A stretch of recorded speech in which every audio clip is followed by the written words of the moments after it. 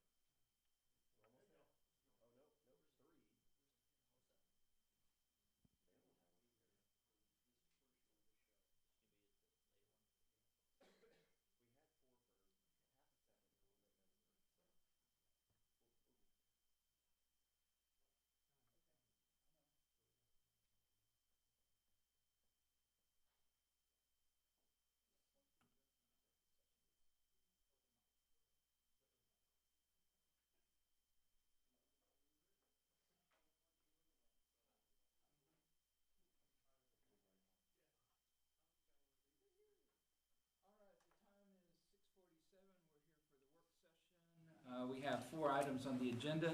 First item is discussion of the agenda items. We have a very short agenda this evening. We have 2 on consent and 1 on regular. Anybody have any comments or questions? Mayor, Yes, sir. on the NTech. Sorry. Item B, consent. Yeah. One second.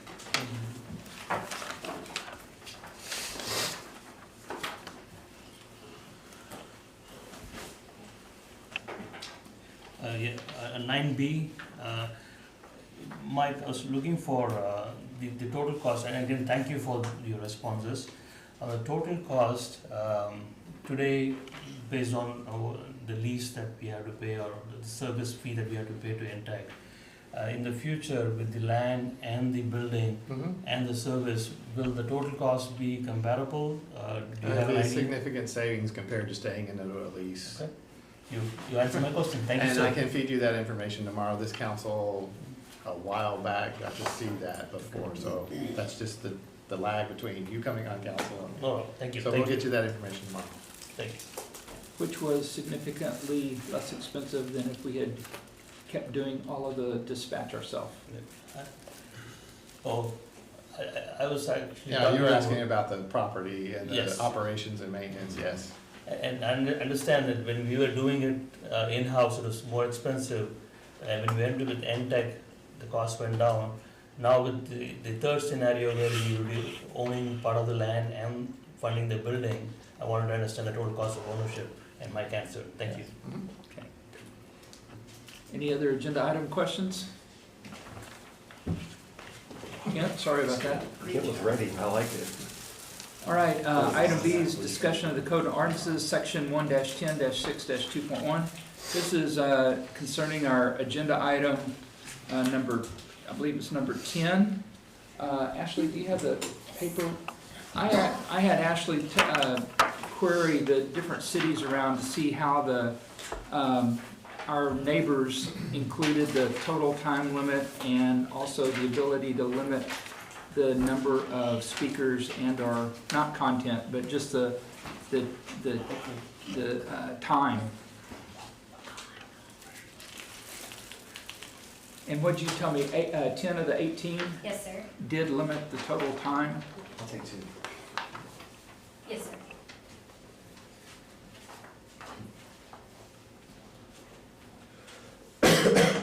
So interestingly, I talked to Mayor Babick, City of Carrollton. This was before I knew what their limit was, and they basically give him carte blanche to completely limit the amount of time. They set out with a 5-minute start, but based on the number of speakers, he can limit it down to 1 minute. He says he does not go below 1 minute, but that's his limit, and then he can set a total amount of time. And I think he said his threshold was like 45 minutes total.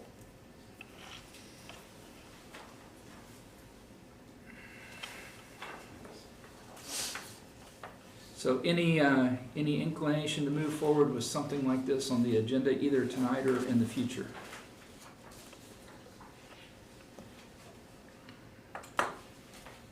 So, I guess, one thing that I know we're looking at different municipalities, but, our neighbors here at Coppell ISD, one thing that they do, which I've seen in the past couple of meetings, is they do, they've had a lot of speakers sign up, so what they do is they come out and they let people know, they're like, hey, we've got 80 speakers, 90 speakers, 100 speakers, whatever it is, and I believe they have a 3-minute limit, so what they'll do is they'll come in and adjust the amount of time that people have to speak so that everyone has an opportunity to speak, but a little bit more efficiently. So what, the board president will come out and say, hey, we're gonna give everybody a minute and a half or 1 minute, just to kind of expedite that process a little bit more. But one thing I do notice is that they are very respectful about making sure that they're very conscious of the fact that they want to hear from everyone. So, Mayor, is that kind of what you're looking for? Is that wanting to hear from the body, like from everyone, wanting to just. So my goal is to keep the meetings from getting out of hand and having a 5-hour public discourse. Mm-hmm. I mean, I don't care how it's done. If we very rarely have had more, I don't know that we've ever had more, except the one meeting back in, what was that, 13? 13, Where we exceeded the 20 minutes. That's the only case where we've exceeded the 20 minutes. And I will tell you that that would have been a perfect case to have had a public hearing. We should have had a public hearing at that point. And that's kind of where I'm headed. If we get into a city business that's legitimately city business, with enough people signed up to speak, it would be incumbent upon us to agree to a public hearing so that we can at least discuss and hold public comment and give our opinions on the matter, which we can't do as under a public citizen's appearance. Don? So I know there's a lot of different ideas floating around and everything.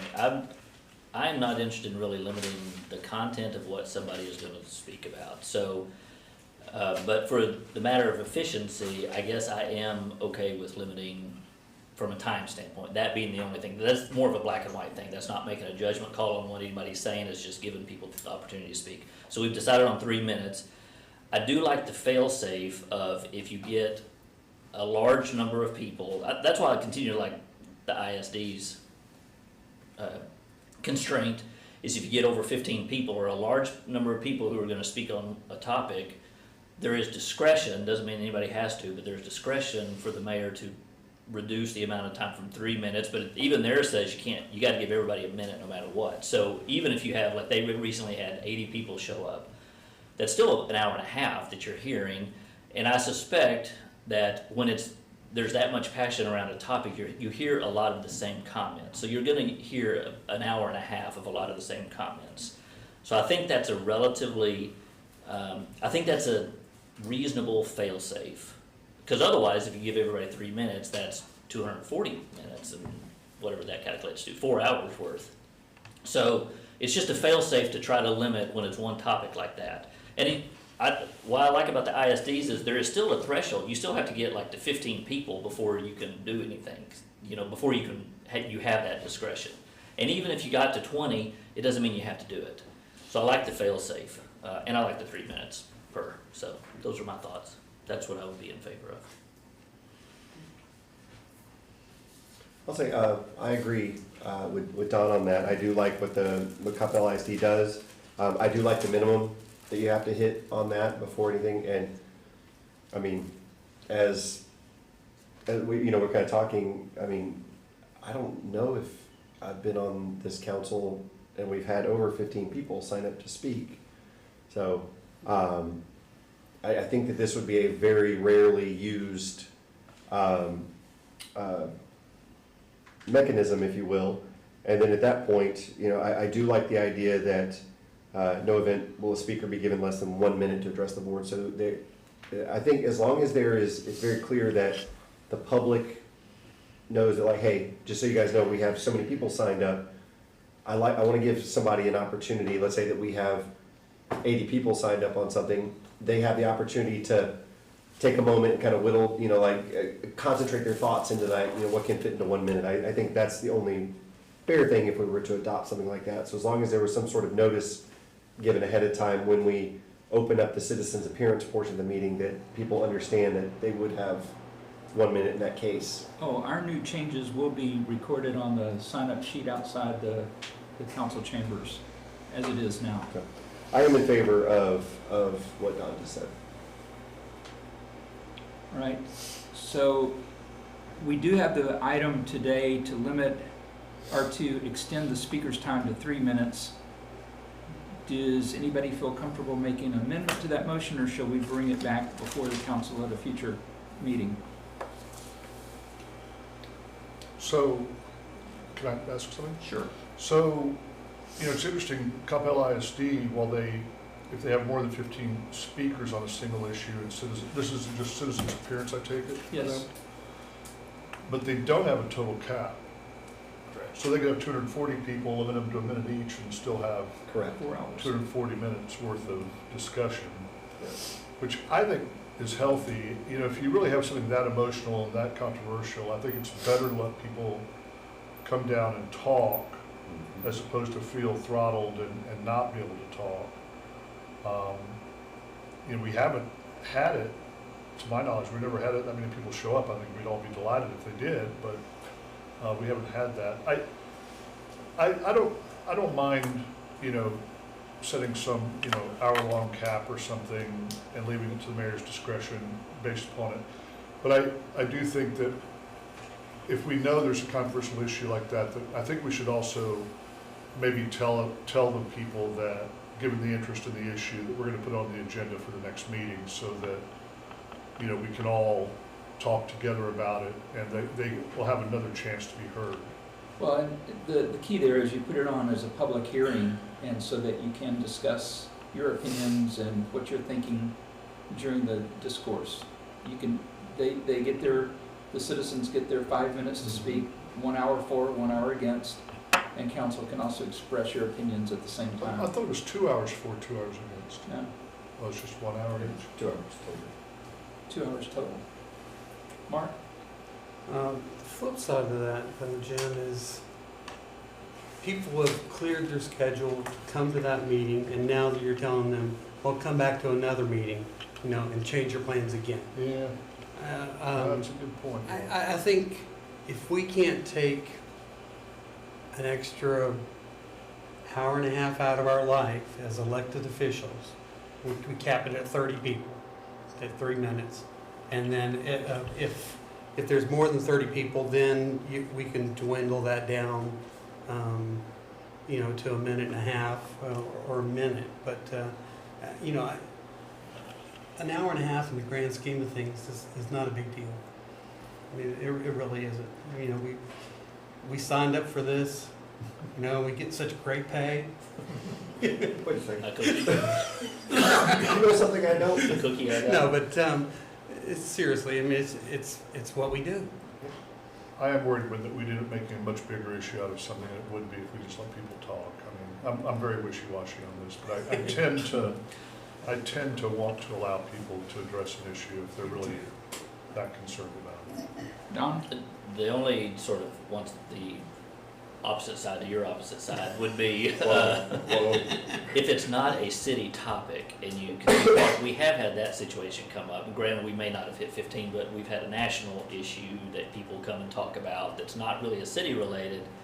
I guess, once again, I would like to have the ability to have a fail-safe to not say they can't speak, but just limit the amount of time because it's not city related. So I guess that's my opposite to your opposite.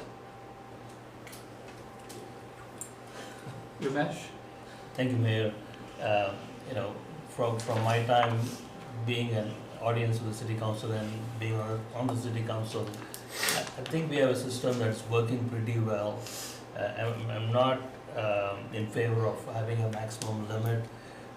If someone has signed up and they want to come and talk, I think we should give them the opportunity to talk.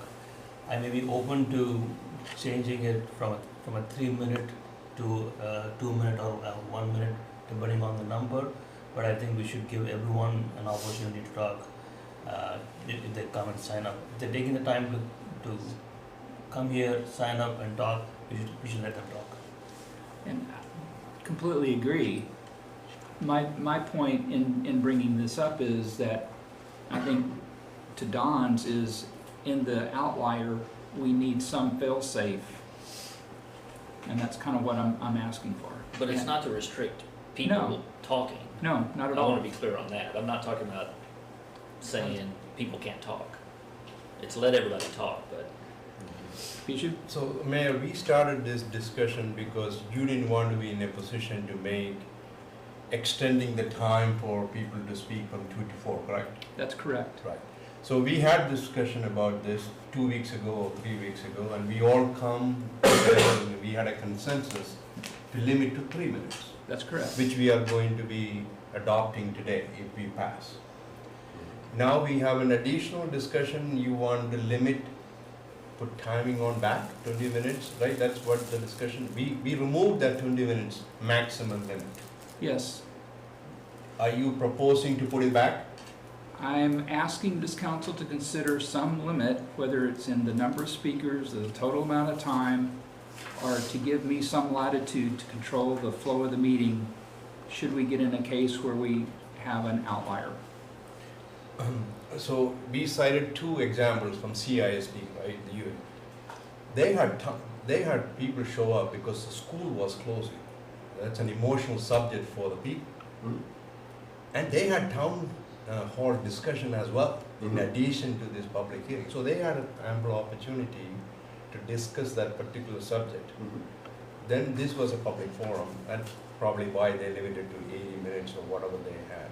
We haven't had any issues so far. So I've been here 6.5 years, experiencing anybody signing up to speak for an hour and a half. We haven't had that. So we don't have anything broken, and we are trying to fix something. We're trying to prevent issues from the future without impacting the current process. It's not broken. Well, actually, what was broken was the fact that we required the council to vote on and give an opinion on whether to extend the speaker's time from 2 to 4 minutes. Which we are adopting today to 3 Yes, minutes, but in addition to that, then we cut out the 20-minute limit. which is good. Well, and that's where I'm saying, I think that's what I'm asking to reconsider. Either through a total time or through number of speakers or something similar to what the school district does. Don? I would argue at the moment we're increasing the amount of time people can speak, because at the moment we limit it to 20, so we're actually becoming more liberal with the amount of time, because if you're saying everybody gets to speak and it's at least a minute, then there's no cumulative time. So I'd say we're becoming more liberal with this change. You're still giving a fail-safe, but it's more than 20 minutes, because am I correct that it's currently 20 minutes and it's supposed to be done? That's correct. Which means people wouldn't get to speak. If there were 5 people that spoke at 4 minutes each, we'd be done at the 20 minutes. So it seems like we're, what did I say, 2 minutes? 4. Four. You said 4, we were talking about 3, right? Are you not Well, I'm gonna saying have under the a- current system, Oh. they could speak up to 2 4. and 2, yeah. So 5 people could use up all that time, whereas at least with this, there's no limit to the number of people, it's just the amount of time per person. So, I would say we're becoming more liberal with this CISDs, that type of option. I agree. Kevin? So as was brought up about Coppell ISD and the recent, I guess, number of people that were speaking, right? Number one, I would say is that everybody who signed up had an opportunity to speak. Under our current rule, as you just said, that would not happen. Number two, what I noticed is that a lot of people had very similar thoughts and ideas.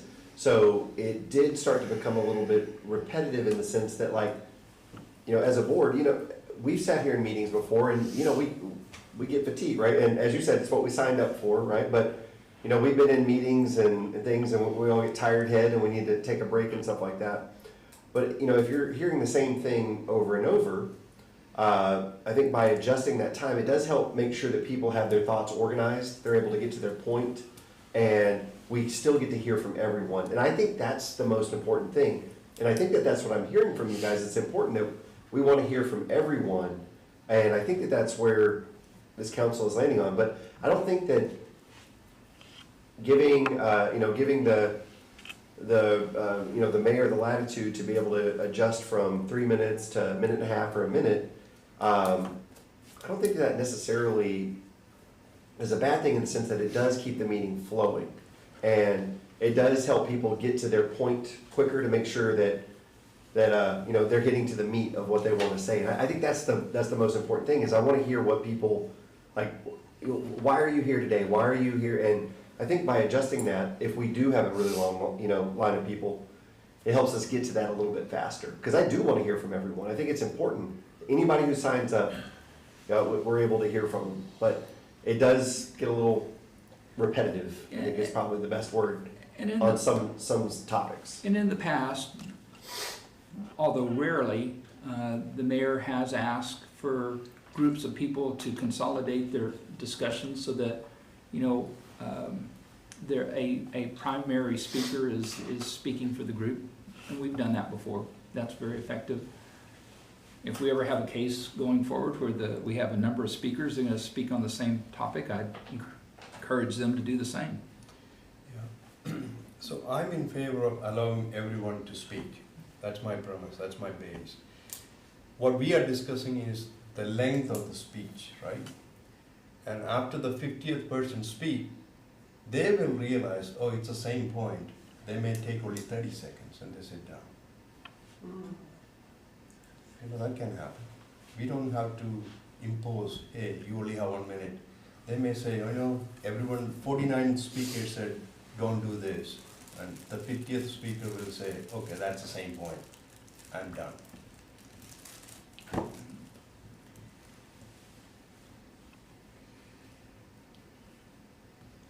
Well, I know we're 3 of us stand, I don't know where everybody else stands. Well, I guess We're missing one. having not had an issue like this, I mean, when did it happen with you guys? 2013. So 11 years ago? Yeah. Yeah, I'd like to think I'll still be here in 11 years.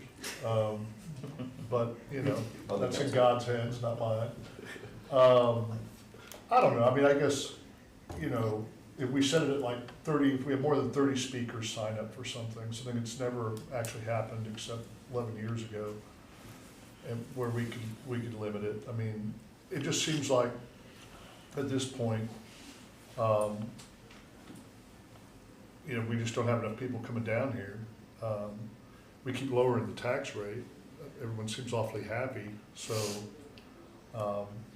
as soon as we hang up and start the next meeting, we'll have some horrible fire burning, controversy, and everyone will come down. But I'd be content if we set a high enough number to where it would clearly be an issue of great magnitude, that the mayor would have discretion to limit it with, obviously with the idea that Mayor Mays would go to that group and also encourage them to designate some principal spokespersons and try to be organized and fair and all like that, as we did with the pickleball folks.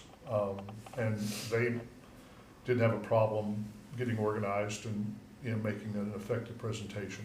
So, as long as it's not too restrictive. To me, it seems like the times when things are most controversial and most heated are the times when we should allow the controversy and the heat to dissipate by letting everybody just have their say Benny. and not aggravating the heat by putting ourselves in a position of saying, well, this is the same repetitive stuff we've heard from the other 40 people, so we don't want to hear from the remaining 10. And when we're here at 11 o'clock in a meeting and everyone's kicking me under the table for, not wanting more restrictions, I guess, it'll be a lot of fair comment. But I'm content just to, limit it to something high so that the principal's there, that if it really does get to where we've got 60 people signed up, that we can try to get out of here before 2 in the morning. With the understanding that I don't think anyone believes, and I certainly don't believe that Mayor Mays is looking to artificially restrict somebody or to constrict anyone on discussing an issue or coming down for fair comment on anything. So I don't see that as the intent of this. So if it was like, more than 30 people signed for the same issue, they could be limited to, some time limit deemed fair, and maybe after consultation with the group to see if there were alternatives. Maybe we could word it that way so that we'd be working with them to structure the debate and not working against them. And I guess that's kind of my middle ground, which is less than satisfying, I'm sure. I think 30 is a reasonable number of people. I And do the want mayor's kicked in. I do want to point out, there isn't an idea that we're talking about restricting people from talking. Because I mean, in your example, you mentioned that again. I just want to make that real clear that that's not the intent, or the rule would not restrict anybody from talking. No, I agree Okay. with that completely, Okay, Don. I just Yeah. wanted to make sure that was, And I thought I tried to make that point. I don't even think Mayor Mays is even looking at it that way. correct. No, in fact, I'd go the opposite and say if we have that many people signed up to speak, I would strongly encourage us to have a public hearing in addition to letting the public appearance is gonna happen that night no matter what. And if we get that number of people signed up to speak, I think it'd be incumbent upon us then to have a public hearing so that we could express our opinion to the public and let them come back and speak to us. Mayor, under the statute, you could, if there's an agenda item and 50 people show up, you can move their comments to that agenda item. And then you can talk to them, because then you have an agenda item. But it's not a public hearing at that point, is it? Because it's not posted. Mayor, they get to say what's ever on their mind. It's an agenda item, that's when you get to talk. So Got it. in effect, it would be a public hearing. It's not advertised as a public hearing. But the way the statute is, they either talk to you before you consider the item or at the time the item's considered. So if they talk when the item's considered, if it's on the agenda and they're down here to talk to you about what's on the agenda, just move it to the agenda item. Then you can engage with them and have dialogue, because that's an agenda item at that. I did not realize we could do that. That's good news. Jim? So if that happened, would we have, does the ordinance allow us the discretion to waive the 60 minutes per side? You're the only ones that can enforce it, so if you keep engaging with them and you allow them to engage with you. Because we'd end up with a tighter constriction on the amount of comment we could take if they were limited to 60 minutes per side, right? And there was 50 of them down here for one side. But that's only on a P&Z matter. That's a public hearing. Typically, when you're being questioned by a member of the board, the time limit kind of goes out the window. And there's no constraint on how much time you need to take to do and how many questions you can ask of the citizens. Oh, I've exhibited that far too often, I'm sure. Yeah. Yeah. Giju? Yeah, the mayor, I have a concern, if we put a number, for example, you mentioned 30, if the 31st speaker look different in appearance, and we tell them, hey, you can't speak today, that person would take in the wrong way. And Adjusting the time. Yeah. That's why you adjust the time. Yeah, We're not limiting yeah, we're anybody not from speaking. limiting, the 31st person would trigger the time adjustment, not restricting their ability to speak or share their thoughts or words. That's what we're talking about. but we took the time limit away, right, like from our last discussion.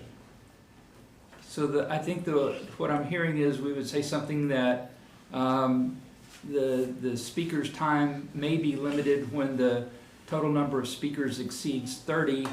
In that case, no one speaker's time shall be less than a minute or a minute and a half. So you'd basically say we're gonna allot 90 minutes to citizens' appearance. If we have 45 speakers, that's 2 minutes per speaker. If we have 60 minutes, then that's a minute and 15 seconds per speaker. So you still let everybody talk, you just start to limit the amount of time that each speaker can speak. Without an aggregate limit. Without, Correct. well, Yeah. Correct. correct. Yeah, so everyone would get to talk. So Yeah. with that solution, we have a limit. You're saying 60 minutes. Or, No, no? just depending on the number of Everybody people gets that a are there. minute. Yeah. Everybody And gets a everybody minute, gets a minute. no matter what. So in other words, if 100 people show up, instead of 3 minutes each, we'd say, okay, well, look, there's so many folks here, we're gonna limit all of you to a minute and a half. We're still here for 150 minutes. Every single person gets to speak. Yeah. We don't know if they're all going to talk about same subject. Then that doesn't It matter. doesn't matter. In this scenario, that they could speak about whatever they wanted to. And that's what we're trying to encourage, is that everybody would be allowed to speak to whatever topic they want to. And if someone said, well, look, But I'm they not only here get 1 on, minute. but if they said, I'm not here on that issue, then we'd say, okay, well, then you get 3 minutes. Right? Say that again? If someone said, but I'm not here on that issue, I'm here for another issue, oh, okay, well, then you get 3 minutes. But that's not what we are saying. We are saying we're going to limit. Correct. That's- Only if they're here to speak on the same issue. No, we do need to clarify that, because there's two different options. I mean, there's, CISD says over the number period, or you could limit it per topic, I guess, so we gotta, Well, because the sign-up sheet has the topic, right? Right. Yes, it does. Yeah. Yeah. What if they don't put the topics? Well, so, Well, the sign-up sheet has a topic, is that if you want to speak on this issue, write your name. So they would be representing. I think it gets muddy if you limit, X amount of people per topic, it's a blanket thing for everyone. That's how, I thought that's how we have it at the front. We don't have a paper saying, what is the reason you are here? Oh, is it not? So for So public, for for citizens' appearance, it's not limited by topic. Ah. It lists their name, their address, That's and it. the topic they're gonna speak on. Mhm. Right, they don't need to put the topic they're going to speak on. Yeah. I mean, if they really are that interested in getting in here and speaking, then okay. I mean, that'd be fine. I mean, if they're really gonna, try to skirt under the radar, I'm not discussing that issue and then go there and discuss the issue, then what are we gonna do? I don't want anyone arresting anybody. Mayor, I did hear a consensus of, or the idea floating around of the number of 30 speakers. I think several members of this board sounded comfortable with 30 being the trigger, is that correct? That was the number I'd heard. I could live with Yeah, that. I could live with I that. can, As long as it would just trigger the mayor's ability to set a certain Discretion. amount per speaker, Yes. a minimum of with one, each speaker being allowed to speak, a minimum of a minute, and no less than a minute. That would be very consistent with the school board. right, And, We just have a hard limit. right. exactly. What is that limit? Well, I mean, their limit is The limit is 15. 15. So if 16 people show up, the president of the school board could say, everybody has a minute to talk. Yes. In aggregate. What we're saying is that if it hits 30, then the mayor could adjust the time. They have school, president, mayor would decide the time. So that way they would hear everyone that was signed up. We would hear everyone that was signed up. So if the 30 people signed up, they all get to speak 3 minutes? Yes, that's If right. it exceeds that, so yeah, So 31. if 31st person sign up, I'd tell them 2 minutes. Or you might not, I mean, it just depends Or what the if, issue is. if it was 31, I'd go, Yeah, Just let yeah, them speak. I mean, just. it gives me the discretion to do that. You're right, if it was 31, no, 3 minutes. Now, if it was 45, yeah, it would probably go down to 2 minutes. And to be clear, I think we're saying is may reduce. I mean, that's the wording that's in here for the school board. Like, it doesn't say that like it will be reduced. It's not mandating that it'll be reduced. It gives the mayor the flexibility. And I think that's what he is asking for. Mayor, may I? Thank you, Mayor. So when we have an verbiage like may reduce, I feel more comfortable if it's the majority of the city council making that decision rather than putting it all on one person. And depending on the topic, it looks better when city council, which is supposed to weigh in on this, weigh in on that. That's my 2 cents. Right back where we started. Yep, Yeah. right back where we started. Yes. And which is what we were trying to get away from. We wanted, put the onus on me to make the decision. Don't make it a judgment call that the council is trying to weigh in on the merits of the event.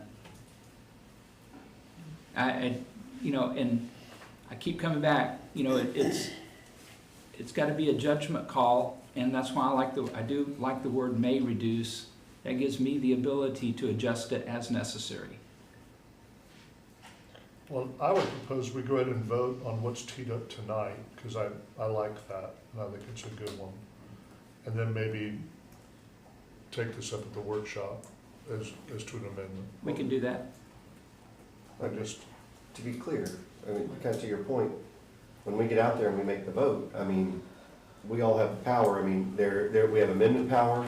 We have, so I mean, if this body likes what's written, out there now and the vote, I mean, that's it. And then, at least that part gets codified, and then the other part, we could come back later if council isn't ready for that. Or if they have an appetite, if council has an appetite to, put the speaker, that 30-person speaker threshold on there, we could do that out there as well.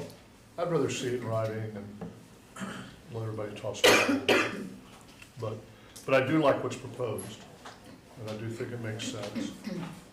Can I, Mayor, if I might, what I've written for you, and I will provide it to you, and you can stew on it. It says, in the event there are 30 or more speakers at a single meeting, the mayor may reduce the speaker's time to no less than 1 minute per speaker.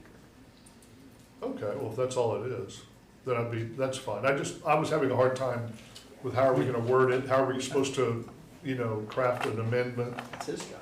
Well, That's why we pay him. yeah, he's awesome. That's what he's So, here for. if you want to, I'll give it to you, and if you're comfortable with it, if not, you can give it back to me and say, I want you to work. I'd be comfortable with that. I'm planning on firing All right. Jimmy, I'll fire up the amendment. Okay, you go ahead, I don't big mind. guy. Do we have anything else on this Thank one? you, Bob. Yeah, but don't lose that, 'cause that's only. Okay, so we've got 2 more agenda items to go, and I don't think we have time for either one of those. So we will defer items C and D to the end of the meeting, and we will recess from work session at 7:23 and join in the city council meeting in the chambers at 7:30. Thank you very much. So we're gonna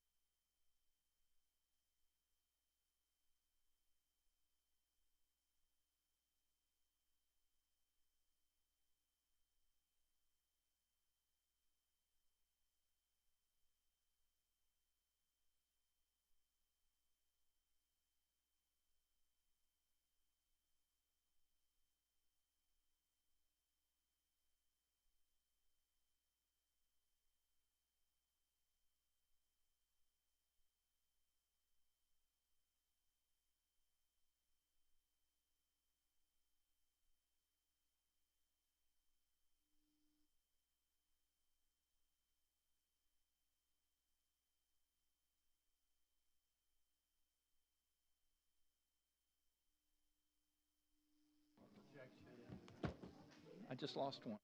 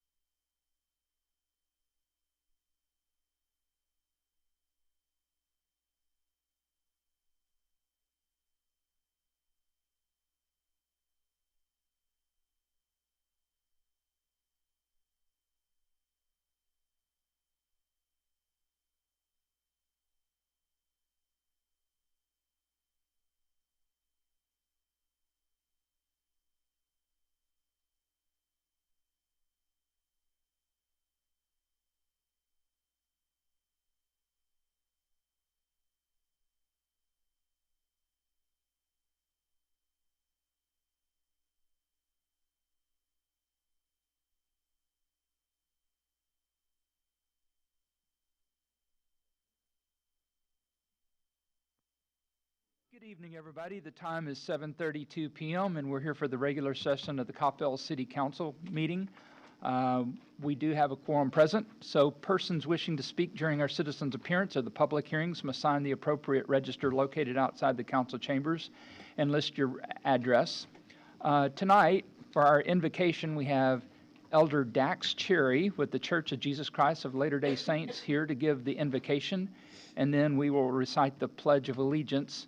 So please remain standing. Elder Cherry.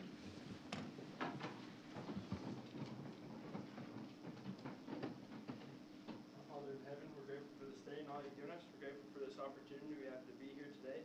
Father, please bless that the Spirit can be here and that we can make decisions that best fit thy will. And Father, please bless everybody in this room, both temporal and spiritual, with anything that they might stand in need of at this time. We say these things in the name of thy Son, Jesus Christ. Amen. Please join me in the Pledge of Allegiance. Pledge allegiance to the flag of the United States of America and to the republic for which it stands, one nation, under God, indivisible, with liberty and justice for all. Please be seated.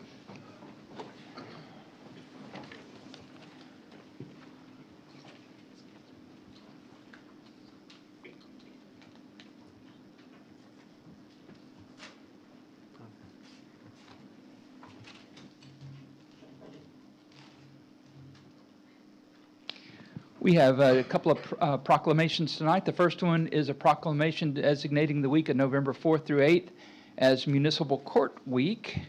And I see some members of our court here. Would you guys please come forward?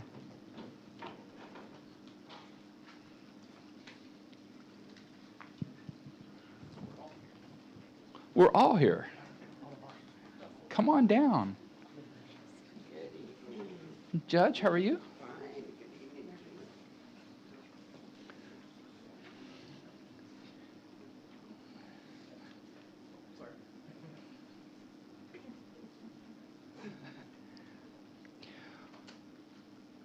I like to be able to look at you guys, so I'm going to stand over here. Whereas municipal courts play an essential role in preserving public safety, deterring future criminal behavior, and protecting the quality of life for area residents and all citizens of the state of Texas, and whereas more citizens have an encounter with municipal courts than all other types of Texas courts combined, and the administration of justice in our municipal courts has a substantial influence in shaping the public's impression of the Texas judicial system. And whereas Texas Senate Bill number 1924, which established the City of Coppell's municipal court as a court of record in 1997 and established it as the Coppell Municipal Court number 1, and which authorized a municipality to either appoint or elect a municipal judge for a term of office, the Coppell Municipal Court number 1 is a Texas state court, and its judges are members of the state of Texas judiciary. And whereas our municipal judges, who have pledged to be impartial, who also serve as magistrates for the state of Texas, work diligently to ensure the fair administration of justice and to enforce procedural safeguards for all defendants, including indigent defendants, and whereas the City of Coppell is committed to the principles that an independent, fair, and competent judiciary will properly interpret and apply the law, and that its judges and courts personnel should adhere to the law and conduct themselves in a way which promotes public confidence in the judiciary. And whereas the City of Council of Coppell recognizes that the Constitution of the United States and the Constitution of the State of Texas and the laws of the State of Texas contain procedural safeguards in criminal cases for all defendants, including indigent defendants, and supports Coppell Municipal Court Number 1 in complying with all such legal requirements. Now therefore, I, Wes Mays, Mayor of the City of Coppell, do hereby proclaim the week of November 4th through 8th, 2024 as Municipal Court Week in Coppell, Texas, and commend all those associated with the Coppell Municipal Court Number 1 for their exemplary dedication to the City of Coppell. In witness thereof, I've set my hand and caused the seal of Coppell to be affixed this 22nd day of October, 2024. That was a lot. But the one thing they left out was that I found out on September 23rd, in addition to all the things that is listed here, you also do weddings. So thank you very much. My son and his then fiance got married here in the council chambers with Judge White presiding. So from the Mays family, thank you very much. We really do appreciate that. And the few witnesses that were brought along, that was very nice, and we really do appreciate it. Council, anybody have, Mayor Pro Tem? Sure, Mayor, I'll be happy to say something. So, no, I want to thank you guys so much. Look at Mayor over there laughing. I just want to say thank you guys so much for all you do. I know that, well, number one, I'm glad that I typically only see you guys for these proclamations and haven't been able, required to come visit you in that type of environment. But I know you guys do great work at the court. We really appreciate it, and we always appreciate the way that you treat everyone who comes and visit you guys with dignity and respect. So that aspect, we really, really appreciate it. So thank you guys all you do for all you do, and we're so happy to recognize y'all here today. Thank you. Judge, here's a little certificate. Thank you very much. Thank you, Mayor. And I'm guessing you might have a few words to say? Just one or two. Good evening, everyone. First of all, I want to thank the, is that on? Oh, okay. I talk loud enough.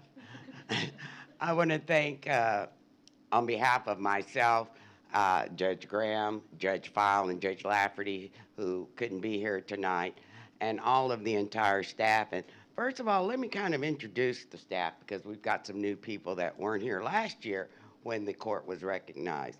So we have a new person who is a court clerk, and state your name for the public. Ivan Salazar. Ivan Salazar. You've been with us since about May. All right. This is Judge Graham. That is our illustrious court administrator, Miss Elizabeth Labori. That person next to her is Maria Hernandez, just promoted from within to be our deputy court administrator. The young lady next to her is Elizabeth Adams, also promoted from within to become our juvenile court case manager. Our newest marshal, Officer Juan Ovalles, straight from the police department, CID, thank you. Our senior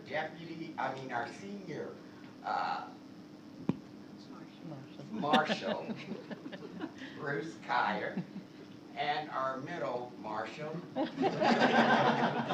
Officer Peter Durst. And we have another new court clerk who couldn't be with us tonight, and also another gentleman, and his name is Edgar, and he couldn't be here. So I just want to say, first of all, thank you to the mayor, the city council, city manager, city attorney, city secretary, everybody in the entire city for giving us the opportunity to myself, Judge Graham, Judge File, and Judge Lafferty. We were all just recently reappointed, and I know that we all appreciate the council giving us another 2 years to be the judges of this great city. We enjoy working for the city. We enjoy all of the departments that we come in contact with, and foremost, we enjoy working with all of these people right here. They're the greatest. Thank you.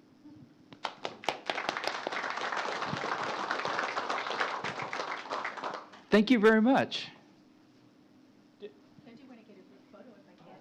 Is this okay if I'll try to All right. Gotta get the mayor in here. And myself off the screen there?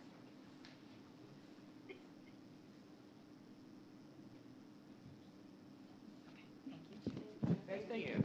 Thank you. I couldn't tell if he got it. I Thank you. enjoyed the wedding so much. Thank you, sir.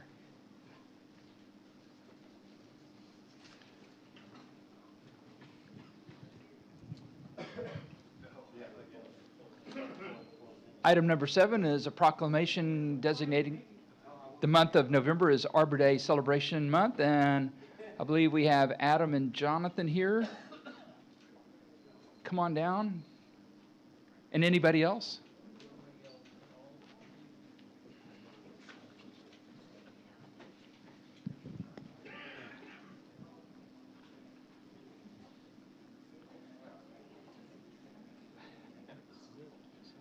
Whereas Arbor Day first observed in 1872 at the planting of more than 1 million trees in Nebraska, and whereas 2024 is the 152nd anniversary of the holiday, and Arbor Day is now observed throughout the nation and the world, and whereas trees beautify our community, provide habitat for wildlife, and are a source of joy and spiritual renewal wherever they are planted.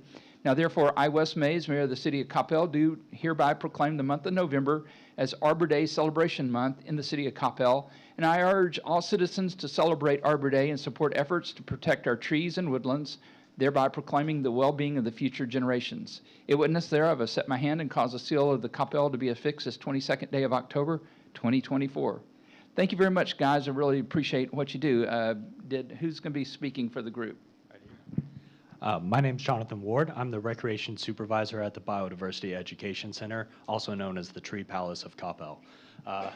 I'm joined up here with city staff, Adam Richter, David, and then our city contractor, Brent Vaughn from Elite Tree Services. He's been helping out Coppell for the last 15 years, maybe some more. We were just discussing that upstairs. We want to extend a heartfelt thank you for all the help that you've done. Arbor Day is a chance for us to recognize what trees do for us by improving our air quality, increasing the biodiversity within our park systems, and just making our parks beautiful and giving our citizens the much needed shade that they need in the summer. By Coppell joining Arbor Day Foundation, we promote reforestation of our parks, replanting trees after natural disasters, and the beautification of our parks for future generations. I'll leave y'all with one of my favorite tree quotes, which is, "The best time to plant a tree was 20 years ago. The second best time is in November."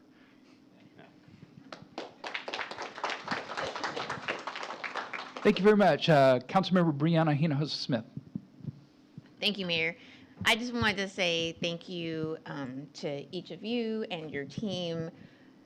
One of the things that I appreciate about Coppell, and I think many of our citizens do, are just the greenery that we have and the trees that we have, and we take those very seriously. And so we know that even when a developer comes forward, we want to understand where the tree is going to be, how many are we going to have, and if we lose any, are you going to replace them? And that means a lot to our community and to our citizens and to the look and feel of Coppell. So really appreciate the fact that you guys take that seriously. You're passionate about it, you're committed to it, and you continue to make this a great place to live, work, and play.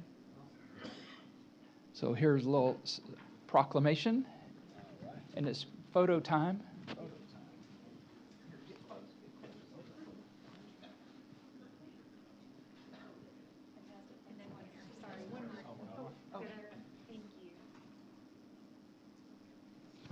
I do have to tell a little anecdotal story. The city council did a tour of some of the surrounding cities back in September, and the one overriding comment comparing one city against the other was the number of trees that they saw. So that was a very apparent thing when the council toured. So thank you very much for all that you do for our city. Thank you.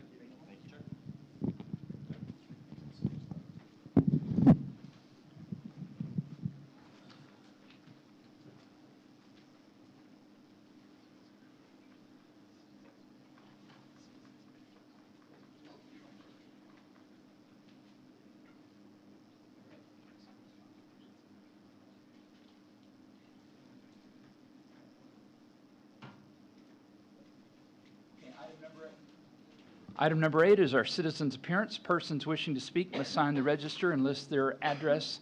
Presentations by individuals shall be limited to 2 minutes each. With the approval of a majority of the council members present, persons signed up to speak shall be called in the order that they signed up. No personal attacks by any speaker shall be made against any member of the council, mayor, individual group, or corporation. There will be no comments or deliberations from the city council due to the requirements of the Texas Open Meetings Record Act. Once the timer sounds at 2 minutes, the city secretary will request the mayor and council if they would like to extend the speaker's time for an additional 2 minutes. We do have two persons that have signed up to speak tonight, and the first one is Mr. Schoaf.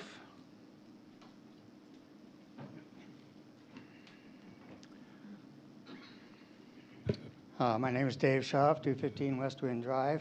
Good evening, Mayor and Council, and Mr. Land. I was just in the work session there listening to this discussion about citizens' appearance, and I didn't plan on speaking tonight until after that.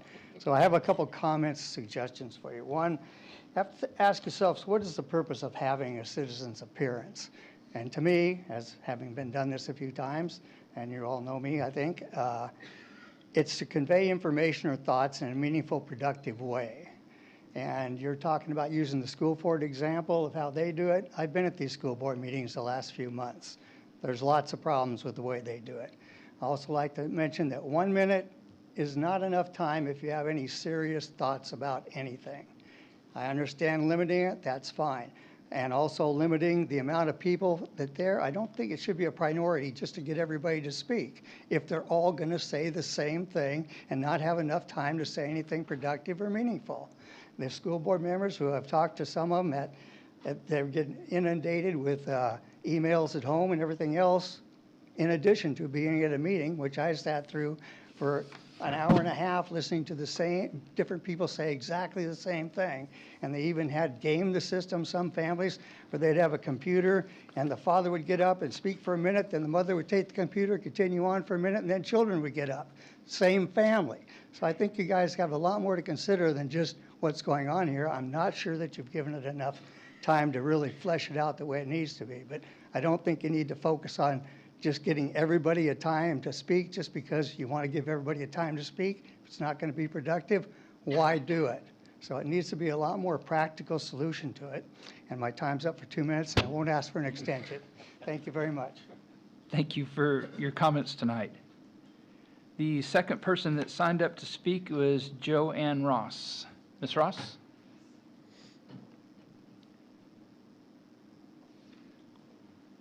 Please state your name and address, please. Okay, I don't know how this. My name is Joanne Ross, and my address is in Richland Hills. And I came before you guys because I feel like y'all are a good representation of the city of Coppell.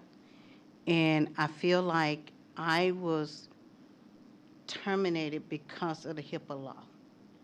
And I did get sick and everything like that. And it's on tape, you can pull it. My supervisor, the manager, the director, was talking about my health care to another employee. And so that bothered me. She did that, she talked about my health, and it should not have been. And I feel like that's the reason why I was terminated eventually. They couldn't do it then, but she talked about it, and it's on video. And it should not, because it was a very, very, serious health problem that I'm going through, and that should not have been discussed. And I know you guys, I've always respected you. I know this is not what the city, I just heard everybody talking about the city of Coppell. This is not what the city of Coppell represent, that you can talk about somebody's health problems. So I guess my 2 minutes are up, but that's what I wanted to say. Thank you for your comments this evening. Item number 9 is our consent agenda. The consent agenda is routine in nature and is generally enacted in one motion. These items have been previously approved through the budget or past council action. Any item may be pulled and considered separately. Full descriptions are available on the screen.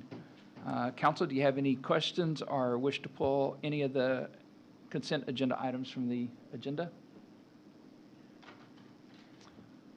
Seeing none, Councilmember Walker.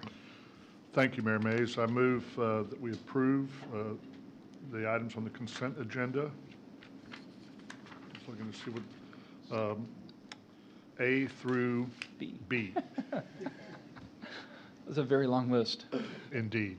Seconded by Mayor Pro Tem Nevels. All in favor? Walker, Hinojosa, Smith, Carol, Nevels, Prem Kumar, Matthew Hill in favor, none opposed, so motion carried. All right, thank you very much.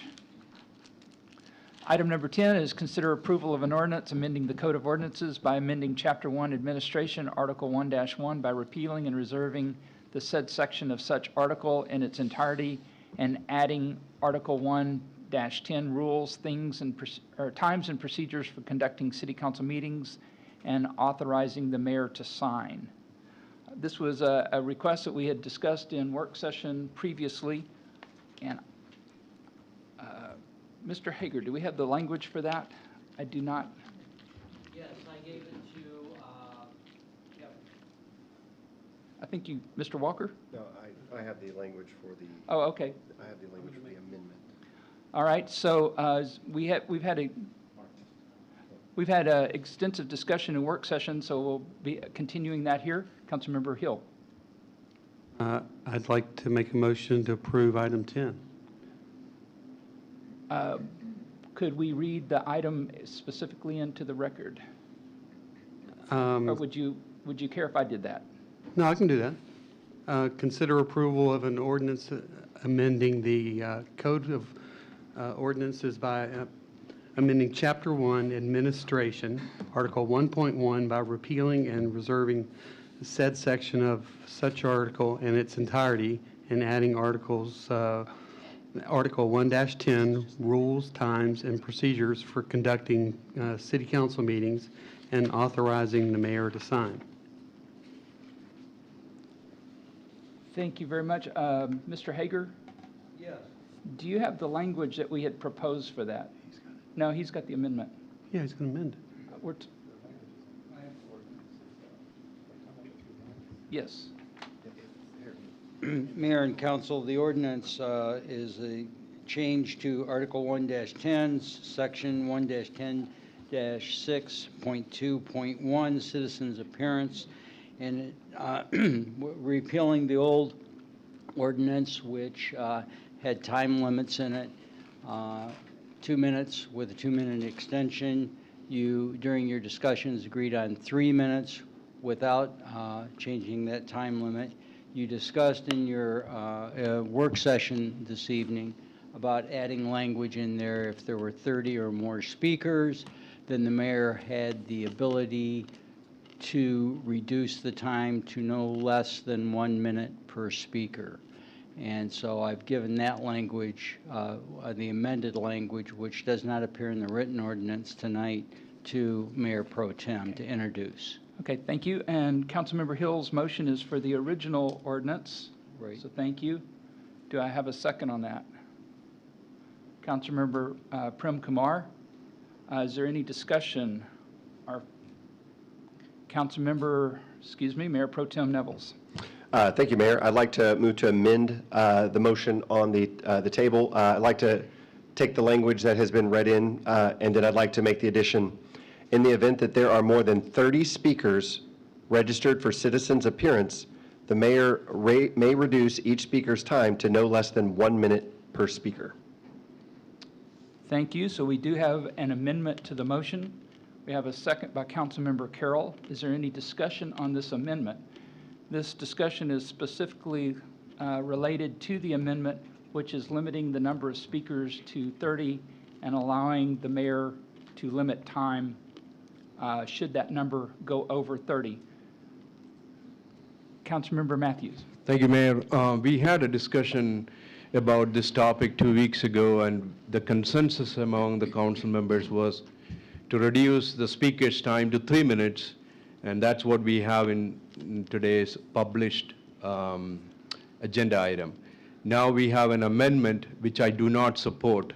I think we as elected officials should hear from all residents of citizens show up in the city hall to speak and allow them to speak to the subject.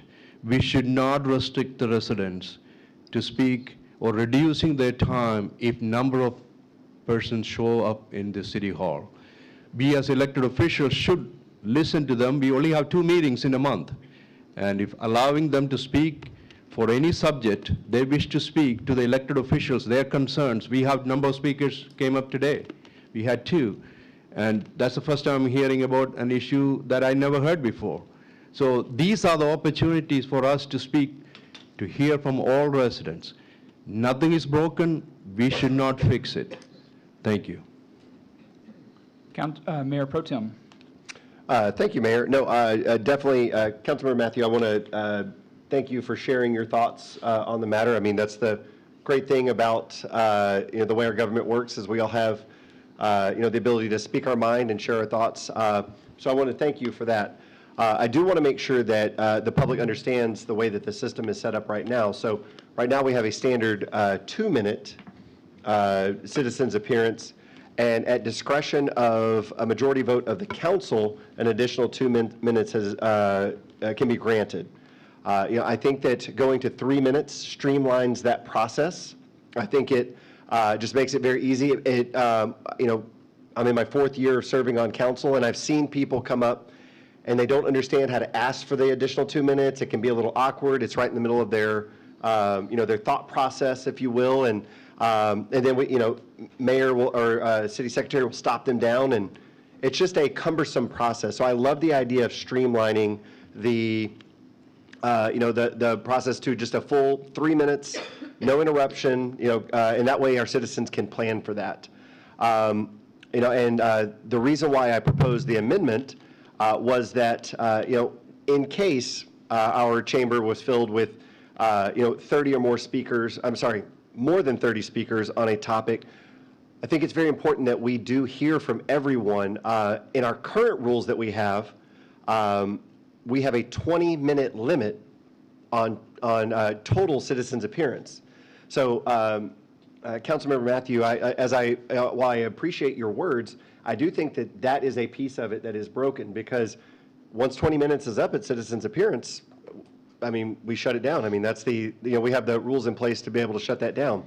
I think this does allow for more people to be able to speak. I think it's important that our citizens have the right to speak, and I don't think that we should limit the number of people that should speak. So it's kind of a summary of what we discussed, and I will yield the floor to my fellow council members if they have other thoughts. Thank you.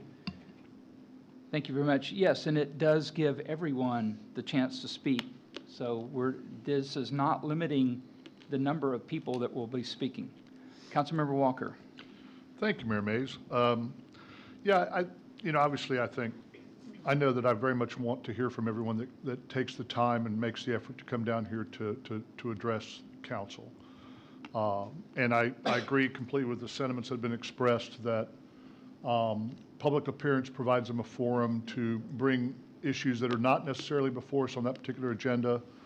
We can learn from that. We can, possibly shape future debates based on what we learn from our fellow citizens. So I'm totally in favor of that.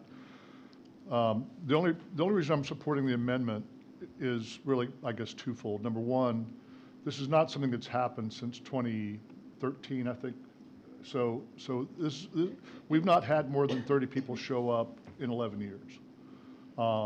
If we do have more than 30 people show up for the public appearance, then I would certainly support, having it become an agenda item so that we could engage in the discussion with our citizens and work through the issue with them, given the obvious interest that would exist at that time on that distinct issue. But at this point, I don't see this as limiting or restricting speech by any of our citizens, because they're able to come down and speak, no matter how many of them there might be. It just simply invests discretion in the mayor to try to organize the presentation in a way and to work with the people that are interested in an issue to come down and organize it in a way that each of them gets to speak. We get to hear from each of them. We'd obviously encourage them to perhaps have some principal spokespersons that could make the largest part of the points. But I'm committed, as I know everyone else is, to staying here until the cows come home, to hear from however many people are here. And that's why I favor both of these, is because we're getting rid of the 20-minute limit, and I think that's important. And we're also getting rid of the council being asked to make a value judgment on the content of the speech by deciding as to each speaker whether or not they should receive an extension of an additional 2 minutes. I was never comfortable with that. I like the fact now that we've actually given each of them 3 minutes, and that we're entitled to hear from them and can hear from them on that issue during that 3-minute period. And if there really were, 31 or more people down here on a single issue, my guess is they would come down here organized, they'd be here for a reason. And I don't think that, asking maybe some of the folks toward the end of the discussion to limit themselves to a minute and a half or something like that would be any kind of a restriction on speech, because surely over the period of time that we listen to 30 people speak for 3 minutes each, at an hour and a half, we would have the gist of the points that they were seeking to make. So I think that would be more than adequate in terms of our exposure to their ideas and their concerns and their ability to express those to us. So for that reason, I support the original ordinance and the amendment. Thank you very much. Any other? Councilmember Prem Kumar. Thank you, Mayor. And Mayor Protem, I appreciate the amendment that you brought out, and with a lot of respect and a lot of love, I'm going to say I'm going to disagree with the amendment. I agree with everyone here that said we are not going to limit the number of speakers. And as far as the time limit changing after we either cross 30 or whatever number that we decide, I think we had a great discussion in the work session, and I felt like we couldn't wrap up the conversation because we ran out of time. I think it's worth going back and talking about it. I feel like there's no need for us to rush into a decision today. So I'm, with a lot of respect, I'm probably not going to vote for the amendment. Councilmember Matthews. Thank you, Mayor. I just want to follow up on what I heard. I support the original published agenda item number 10, but the amendment is not what I'm not supporting. What I heard today is 30 speakers sign up to speak, 3 minutes each, that's 90 minutes. If 31st person sign up, the mayor has the ability and the power to reduce 31 people's ability to speak only 1 minute. To clearly articulate a view, I think it's taking more than 1 minute. We do not know what 31 people are signed up to speak. They could be talking about different subjects. They don't need to specifically say, I'm going to talk about this subject. There is a paper outside on the table today, doesn't say you are required to write what subject you're going to be speaking today. So anybody can sign up to speak. So please understand that 31st person sign up, the mayor has the ability to reduce everyone's time to 1 minute. I think we should be all hearing them 3 minutes each without any restrictions. Thank you. Thank you for your comments. Council, any other questions, comments? All right, so we do have a motion on item number 10 to basically limit the each speaker's comments to 3 minutes, and we have an amendment to the motion to, in the event that there are more than 30 speakers registered for the citizens' appearance, the mayor may reduce each speaker's time to no less than 1 minute per speaker. So we will be voting on the amendment, which is to allow the mayor to have the discretion to limit the time, if there are more than 30 speakers, to down to, but not to a limit of 1 minute. So we're going to vote on that motion now. So all in favor of the amendment? Walker, Carroll, Nevels, Hill. Opposed? Hinojosa Smith, Prem Kumar, Matthew. The motion carries. Thank you. So the motion has, the amendment has passed. Now we will vote on the, or we'll open the motion for comment. item number 10. Is there any other comment on the original motion as amended? I don't understand. So is that a point of question? Yes, Mayor, I don't understand. If amendment is already passed, The amendment passed, so then, so we're voting on the motion with the amendment. okay, I got it. Thank you. Mayor Pro Tem, did you have comment?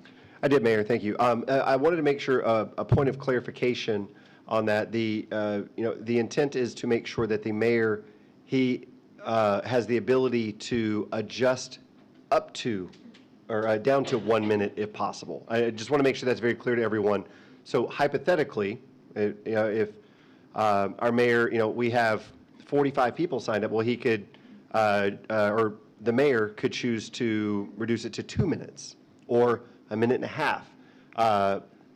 Doesn't automatically mean that it would go down to 1 minute. So I just wanted to make sure that that piece was clear, is the up to, and the may as well. It is at the mayor's discretion to decide that. So that is the intent of the amendment. I just want to make sure that was very clear. Thank you, Mayor Pro Tem. Certainly it is not this mayor's intention to limit the speech down to 1 minute should we have 31 people speaking. I can't speak for future mayors. My intent would be to limit the total amount of time to a reasonable amount. Since we've set 90 minutes as the time prescribed, I would use that as a guideline. So thank you for the clarification. Councilmember Hinojosa Smith. Mayor, I have a point of clarification. So we voted on the amendment, which is the amendment that was presented by Mayor Pro Tem Nevels.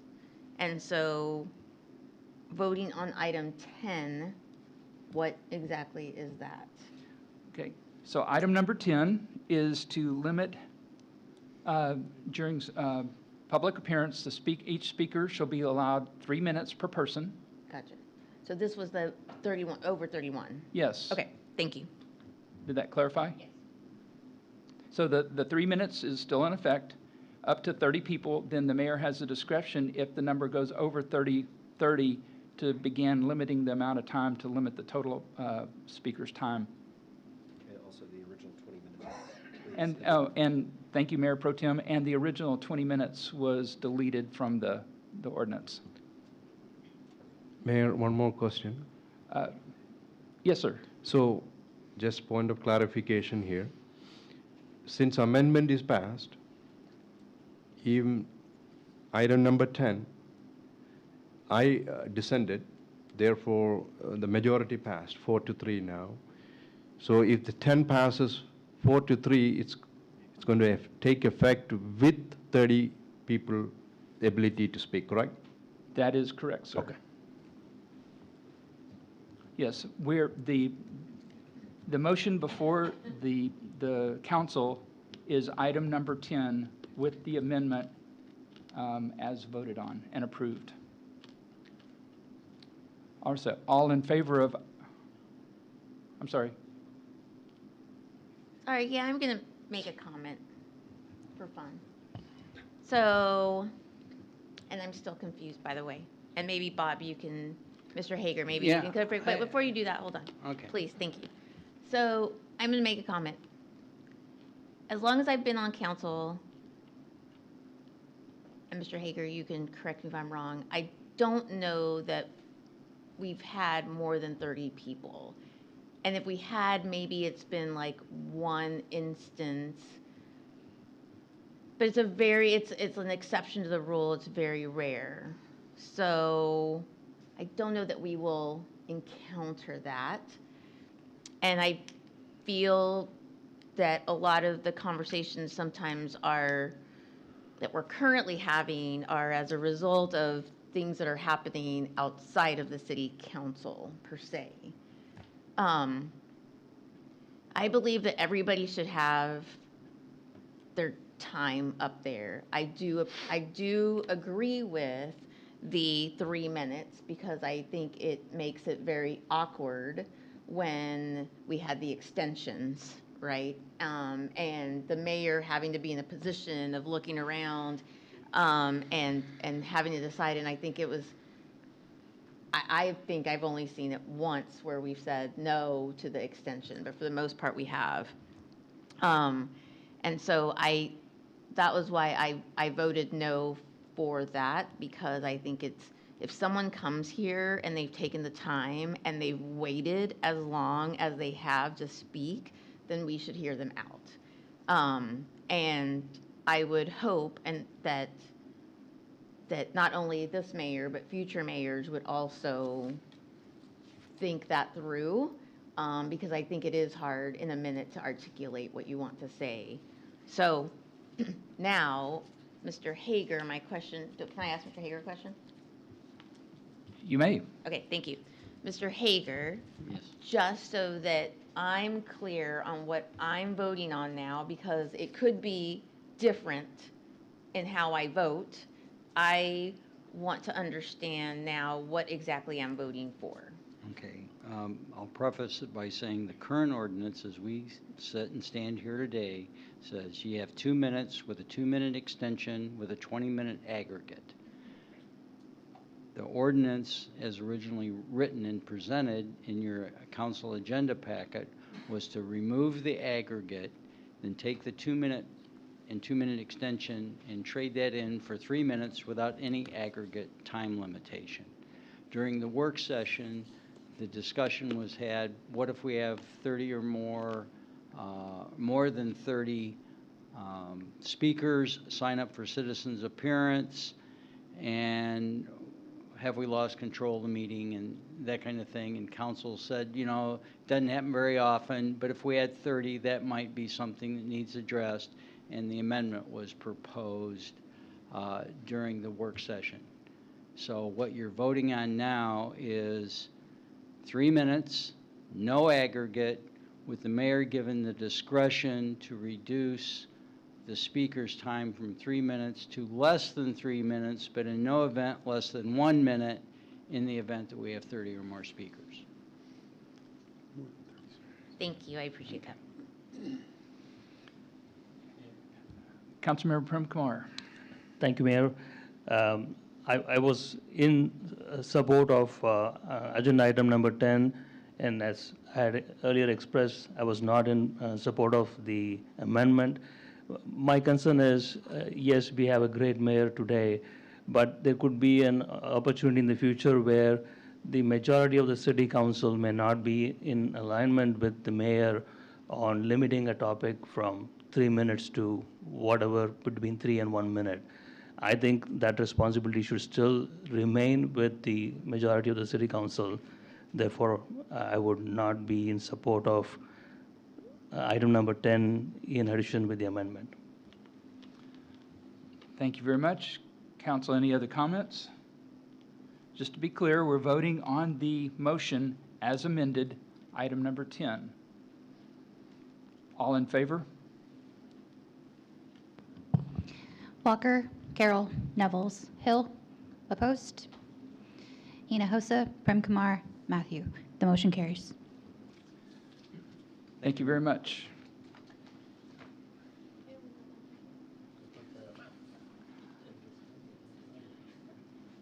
Item number 11 is our city manager's reports with project updates, future agendas, and direction from work session. Thank you, Mayor. So I've got several items to cover this evening, and here's where I don't know what's on your script. Do you have Make a Child Smile? I do not. Okay, and do you have about Old Town Square on? I do. Okay, thank you. All right. It is almost time for the annual Make a Child Smile holiday program, which encourages community members to donate holiday gifts to children in Coppell ISD. Those who would like to participate can either select a virtual ornament from the city's website or select a physical ornament from the tree at Town Center beginning November 1st.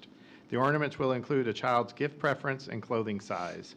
All donations will be returned to Town Center by November 30th. There is a communication survey that is out. We have released a communication survey to encourage residents to provide feedback about their communication preferences. We are interested in learning about the types of content and information you'd like to receive and which platforms you prefer to use to access this information. We'll use your feedback to update our communications and marketing strategies to reach you more effectively. The survey will take less than 10 minutes to complete and can be found at the city's webpage /survey. The survey will be available through November 9th.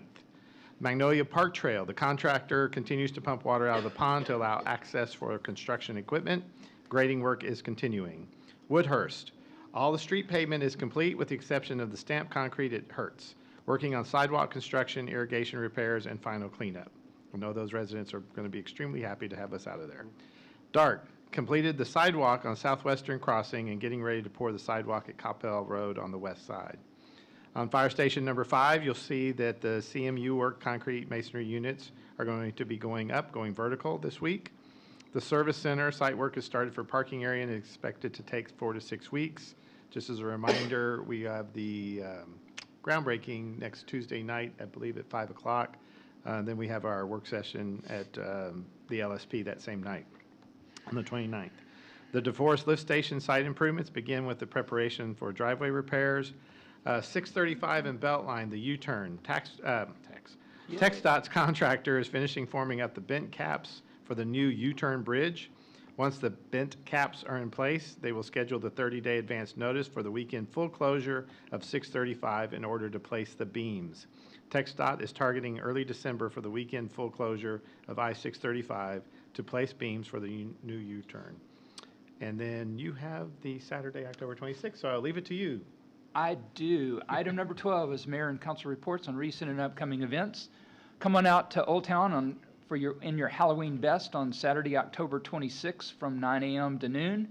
You can find a list of participating local businesses at coppelltx.gov/Halloween-events.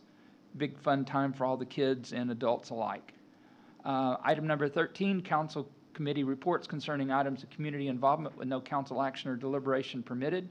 Item number A is the Carrollton Farmers Branch ISD and Louisville ISD. Councilmember Hill. Thank you, Mayor. I only have one update tonight, and that's from Louisville ISD. The Louisville ISD Board convened the Community Efficiency Committee last spring, and they were charged with representing the entire LISD community in the review of facility usage and enrollment trends to share the assessments with the LISD Board of Trustees about how to proceed with boundary adjustments and facility usage. The committee presented their findings to the board recently, and the board will now review those findings and determine the next steps. Find out more about this at lisd.net/CEC. Louisville High School recently honored Ronnie Gage, a longtime football coach and former LISD athletic director, with the official naming of the Ronnie Gage Fieldhouse. Coming up, the fierce inter-district rivalry between Flower Mound High School and Marcus High School, also known as the Mound Showdown, will be hosted at Flower Mound High School this Friday on the 25th. Tickets to all events are available at lisd.net. Don't miss it. The program Recognize Someone is now live for the 24-25 school year. This program gives staff and community members the opportunity to highlight the exceptional work of LISD staff. So go to lisd.net/recognize to submit your nomination. Just as a reminder, LISD families now have access to the LISD mobile app. This gives families access to grades, attendance, lunches, menus, bus routes, emergency notifications, and more. So go to the App Store and just search for Louisville ISD. And if you want to stay on the know, visit lisd.net/newsletters and subscribe to the newsletter. And that's all I have. Thank you very much. Items B and C are with Mayor Pro Tem Nevels on Coppell ISD and then Coppell Seniors. Thank you, Mayor. The only item I have for Coppell ISD is that the district asked me to share is just information about the Vader that is happening. A voter-approved tax ratification election allows voters to cast a ballot regarding a school district's proposed increase of 3.17 pennies in its M&O tax rate, resulting in $2.4 million in additional funding. The funding in this election will be used for staff salaries and staff safety and security, including SROs and SRDs, which are deputies instead of officers. For more information, you can visit coppellisd.com/Vader or email at Vader, that's V-A-T-R-E, at coppellisd.com. And that is my report for Coppell ISD. And let's see here, let me switch over to my other.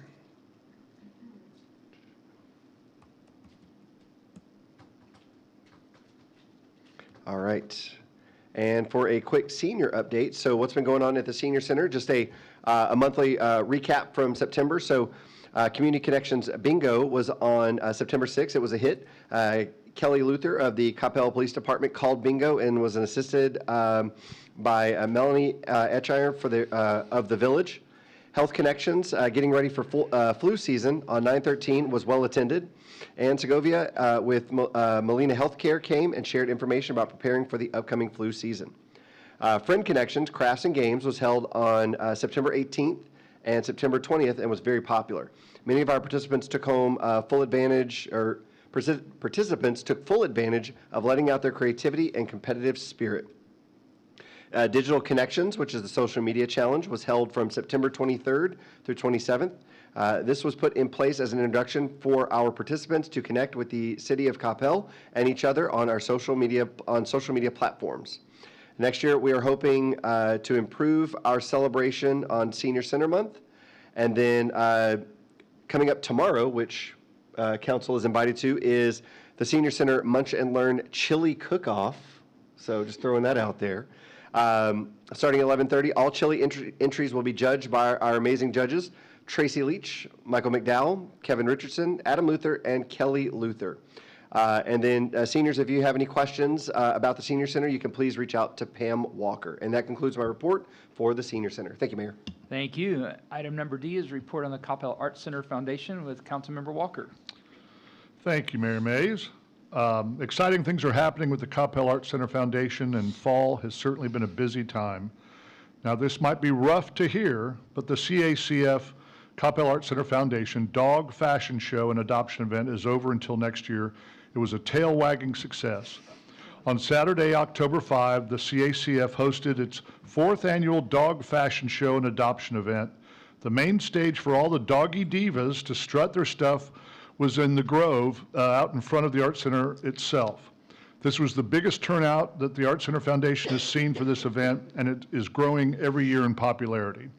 The focus for the event hasn't changed. It's all about bringing awareness about the Coppell Arts Center to people who might not know about it. However, three things were different about the event this year.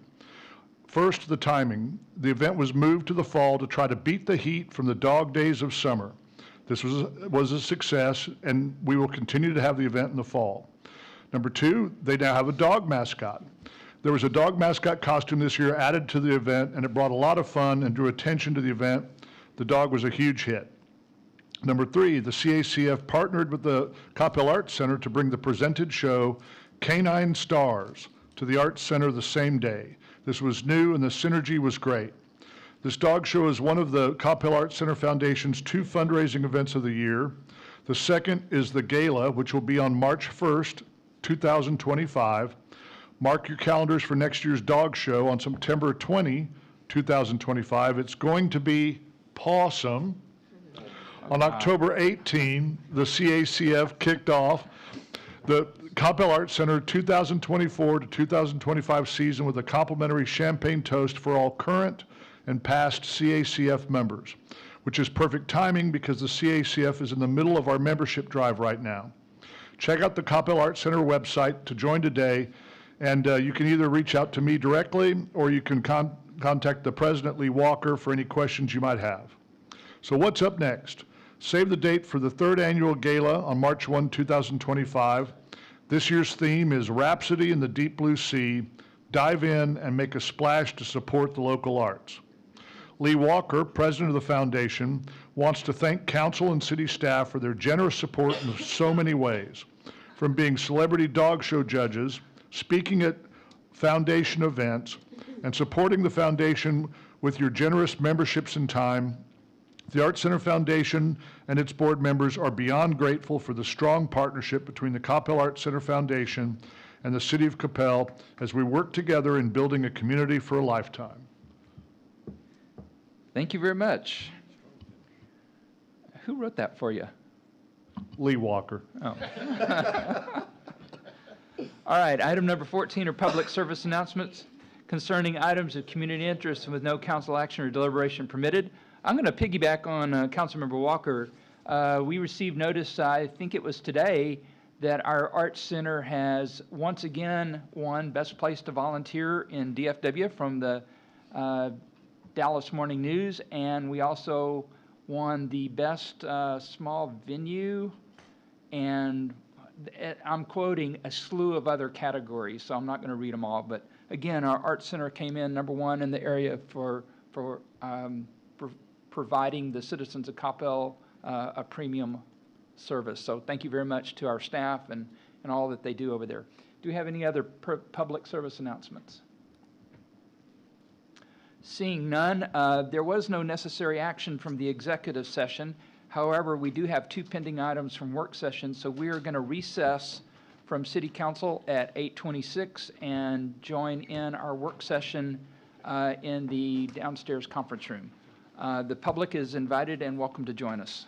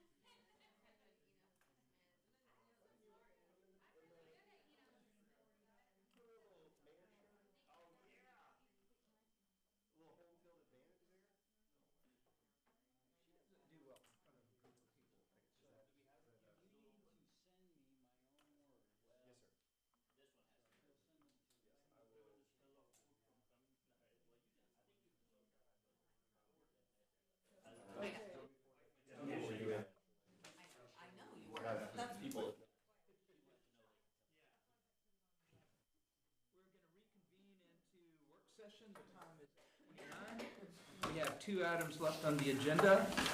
The first one is discussion regarding the city's legislative agenda for the upcoming session. Actually, you have copies of those? Yes. This is essentially modified versions of last year's version. I believe copies of this have been passed out to the council electronically. Callie has been working on it along with the staff as well as our consultant. Yes, I have. I don't think there's anything revolutionary here. Great. Mr. Walker, do you have? Sure, I'll take it. You know me with paper.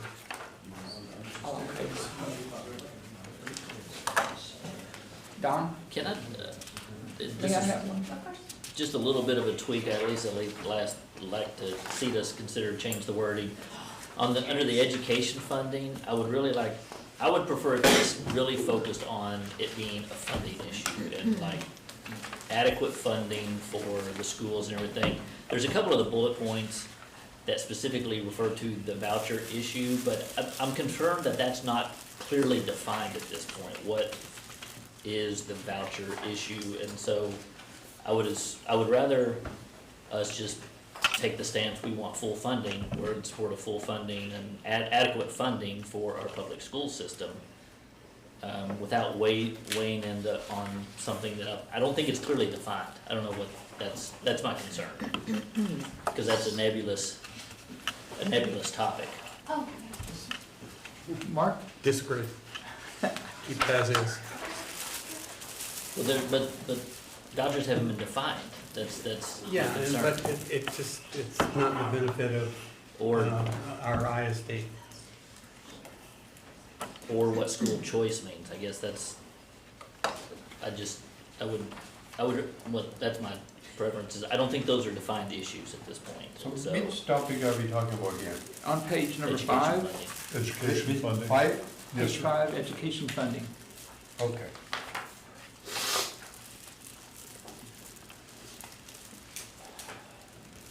Where did Mike go? Don't know.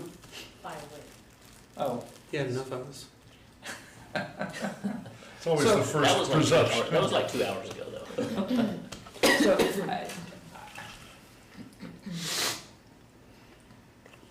I think I understand, to your point, I think I understand what is meant by a voucher. Now, I may be wrong, but if what I understand is what I think a voucher is, then I'm on Mark's side. We've got to absolutely go against them. Now, to your point, and I heard this out in the community, it's still evolving, which may be. I don't have a good answer for you, Don. I don't know. I do know that anytime you start taking money away from the public school systems and putting it into a private system or into a charter school, you're essentially reducing the funding of your public school system. And I guess if we clearly define something such as that, like we are we're supportive or we're opposed to anything that would reduce the amount of funding for the school for the benefit of one of these. These have not been, like, what does school choice mean? That's my concern, is it's just weighing into a topic that has not been defined. I mean, it's a political phrase, it's not a policy phrase at this point. And here's the thing, is this is not a hill for me to die on, it's just I do think it's a point of that's more of a political thing rather than a policy issue as it stands. The funding of education and appropriately funding education, that is very much a policy thing. And I'm very supportive of So if you funding the public school system adequately. Do you have any trouble with the very first sentence on that under education funding? The city of Coppell supports efforts that would completely fund education from state revenue funds that would also eliminate the amount of recapture currently required in districts such as the Coppell Independent School District. Zero problem with that. Okay. So I think we're basically all on the same page. It's maybe just how to word it to get there. Because, I mean, I admit, I'm not sure I understand what has recently come down on vouchers, although I thought I understood it. I'm sorry, Bijou, I didn't. Go ahead. No problem. Thank you, Mayor. So at the end of the day, we are discussing how to draft this legislative session and approve. Is that what we're doing? It's for your discussion now. We won't approve it until November, December. Okay. So eliminating some sentence, adding more sentence, what? That's what we're here for. Okay. Just want to make sure. We want to make sure that everybody agrees with the content. Jim? I saw what I thought was kind of a contradiction, and it's not a burning, fire for me, but it did seem to be somewhat contradictory. On the first sentence of education funding, we say that we support efforts that would completely fund education from state revenue funds that would also eliminate the amount of recapture currently required of districts like CISD. But then under teacher retirement, we say that the city of Coppell supports an increase in retirement funds from recaptured public education dollars. I think we need to take the word recaptured out. On the one hand, we're saying, hey, don't take so much out of our district under recapture. On the other hand, let's go ahead and use let's increase the use of these funds, of the recapture funds for this purpose. So I won't add, So Jim, per my understanding, if they're taking $100 away as recapture from all of the cities that are liable, they are not using $100 for education. So only a portion of that $100 is going back to education. So I am comfortable with this because my understanding is if you're going to take $100 from all the cities, use it all for education or education related. I think Jim's, and No, they're not, recapture isn't coming from all the cities or all the districts. These cities that are liable for recapture. So let's say out of 1,200 cities, there are 500 cities that are paying into the system. Let's say all of them are paying in $1,000. Originally, the understanding was $1,000 would be used for education, but it's not. No, just goes to the general fund. And right now, they're pulling out about $35 million a year out of CISD as part of recapture. So, but I just don't think that we can urge them to eliminate the amount of recapture that's required of CISD, and then the very next item suggests that how they should use the recaptured dollars. I would just rather just have a blanket statement. I like your deal about taking recaptured out of the teacher retirement. I think that solves my problem. I'm not saying I'm opposed to increasing teacher retirement funds. What they're getting now is horribly paltry, but I did think that was somewhat contradictory. Well, after I read it, I don't think it was intended to be contradictory. I think what it's saying is we've already got those, to Ramesh's point, we've got those recaptured dollars that are not being used for education, so let's actually use those for teacher retirement. I think that's what they're trying to say. I guess philosophically, I disagree with that because I don't want to use recapture, period. I think recapture ought to go away, so then that argument disappears. Agreed. So I think fundamentally, we're really talking about almost two different things, but I understand both points. It's kind of we're kind of on a knife edge there. I mean, I would support an increase in retirement funds, for education retirees on its own. So because all you're really saying there, I mean, the recaptured funds are going into the general fund. So saying that you want to increase the retirement fund, there's no distinction to be made that where it would only be limited to recaptured funds. Mike, do you understand the discussion? I do. Okay. I mean, yes, sir, I understand. Okay. We have time to work through it. And that's to Bijou's point. We do have time to work through it. We're not crunched tonight to come up with an absolute definitive answer. Don, I'll get Callie to do a little bit more research into, see if there's a better way we can talk about the quote voucher thing, because I agree that, I don't know what the guys down in Austin have in mind right now. I thought I did a month ago, but right now I'm not sure. Right, agreed. Well, even requests for clarification have been unsatisfying. That's very reassuring, Jim. Well, you're like, I mean, Senator Parker offered what he thought was, the voucher thing, and then, but no one will confirm or deny whether that's accurate, or if maybe he's referring to a working paper of a committee. I don't think that was an Abbott's bill. So, I think Don's right to point out there's a lot of, the phrase we've heard, moving parts on that. Who knows where they'll end up? But I'm not really sure what it is today as we sit here. Maybe we could phrase it some way about taking funding from state, or taking from a state-funded school district such as CISD to fund private schools or something like that. We could word it some way.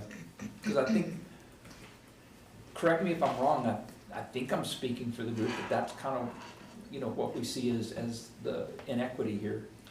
I would rather they just fund public education first, and then, if they want to look at something as a side issue, that's fine, but until they fund education and stop, funding the general fund on our back by taking almost $35 million out of our district, I've got a real problem with. Jim, what's more than that now? I mean, that was just the last number I had. God knows what it is. Was it 40? 47. Oh, you're just saying that to hurt me. I mean, it was, when I was president of the foundation, we like knock ourselves out to raise $125,000 to buy like stuff for teachers and everything that they could use in the classroom. And we were shipping $35 million out of the district at the same time. It was, what we could do with just half the money they're taking away from us would, it would just be unbelievable for our students. So there was one in here that I think I proposed a couple of years ago. It was on the infrastructure after Winter Storm Uri. And quite honestly, that one's been so mismatched down in Austin. Again, the language is... Where's that again? It's on page 6, infrastructure.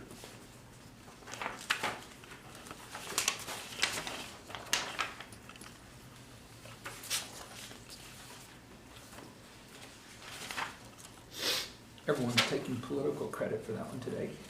Did you? Yeah, Mayor. We've been sending this draft or these legislative priorities to Austin for the last, 5 years, 10 years? Oh, longer than that. Anything that we send them implemented through any bill? Is that rhetorical? So I would tell you that I'm not sure that we've had anything passed. Okay. But we've had things that have been blocked, like the sales tax legislation has been blocked. We have had amendment, the sales tax and street maintenance, which is on page 2. That's actually made it to several committees. It hasn't made it out of the floor yet, but it's on its way. We lost the property tax cap and revenue cap. Mayor, if I may, Yes, sir. To respond to Biju's question, I think this is also a policy statement for our residents to understand where our head is at. Typically, we do this with the Chamber of Commerce as well, to let all of the members know this is what this organization is going to fight on your behalf. So sometimes, most of the times, what we ask for may never get done, but our people know what we're standing for. And if a representative say, what's your position? We can take this document out and say, this is our position. So it's not the most effective, but it has to be done. So a lot of these are not necessarily things that we're asking them to enact, we're asking them not to enact. And in that respect, they've been relatively successful. There's an expenditure limitation, and there's the lobbying that would limit the city's ability to hire lobbyists to represent them in Austin. Those have been fairly strongly supported in Austin, but have never made it really to the floor yet. So those are the kind of things that we're just kind of putting our mark on the ground. Yeah. Is that one in here? Yeah. I missed that. I missed that one was in there. On the Housing Finance Corporation, the very last page, I think that's an example where several cities have complained, and TML and regional TML was giving us an update that we actually might have some positive traction there. So maybe specifically Coppell didn't get a win, but by working with all the cities, we're making small changes. So Don, I'm looking, maybe it's not. Because that's probably a good one that I would be also supportive of, making sure it's in there that we have the ability to represent have somebody represent us. Yeah, it was in there, us. It has been in there before, yeah. Yeah. Swore in there. Unless it fell under one of the local control, but I didn't notice that one. Gave up. Oh, yeah, it's under local decisions, loosely worded, and under item 2. Okay. Okay, all right. So we don't need a decision, we don't need to do anything tonight. I would suggest and ask that you read through this carefully, make comments, send them back to Mike and Callie. Jim? Can I just make one more comment? Sure. On the transportation, I had a question. When we say the city of Coppell supports the North Texas Commission's and Regional Transportation Council's legislative agenda, do those agendas support DART? Because we've declined to join DART quite pointedly. They support regional transportation, but I'll have to go back and look at the language specifically for DART. Plus, that's accessible, so I can send y'all copies of that tomorrow. I was just kind of curious. Because they just adopted it. I think RTC just adopted theirs. Yeah. And Vortex Commission. I think it was just like last. It's probably, their agenda's probably broader, like regional, like you're saying. Yeah. And they are, yes, it's not, So it they wouldn't- it wouldn't support be an regional endorsement. Right, rail or because regional there's Trinity Railway, transit. there's multiple Right. agencies, not just. They are usually not weighing in on the DART issue specifically. Okay. It's probably going to be that they support regional rail Connectivity. connectivity Yes. and stuff like that. All that good stuff. Okay, That's, we'll get that. Check. Yeah, I was curious. I think they did just Ramesh? adopt it a few weeks ago. I believe that's right. Thank you, Mayor. I have a question for Mike.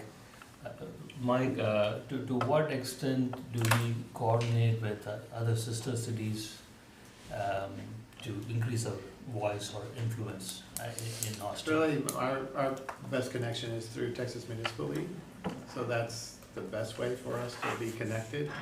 And then on a regional standpoint, through the North Texas Commission, if there are particular issues that we all rally around, then the North Texas Commission really becomes a real strong voice for us. So we use the regional network as opposed to city on city. On the sales tax issue, let's just say this legislative session, something would come up, then we do a lot of work. You haven't gone through a session with me on that, but there's a lot of work that goes in connecting with other cities to rally the troops, because that's a statewide issue and we need their state reps on our side. We can't do it alone. So a lot of language in this document, will it be similar with other cities or totally different? Well, we actually pulled the North Texas Commission's language and we pulled the chamber, there's a North Dallas, not North Dallas, but there's the North Texas Chambers and then the Coppell Chamber. So we pull all those to see what their languages are, to make sure that where we're in agreement, that we're in sync. Thank you. I guess I see that we're in very close alignment with NTC, North Texas Commission. That's the one that I compare us to the most. So, yeah, comments back to Mike and Kelly. And this is going to be an evolving document. And, you know, please keep in mind, this has been an evolution. So if it's possible that things like the vouchers have taken a new life of their own, and it's very fair to reassess those. All right, we're going to move on to item number D. This is a report from Johnson Consulting on Rolling Oaks Memorial. Excuse me. Sherry with Mr. Miller.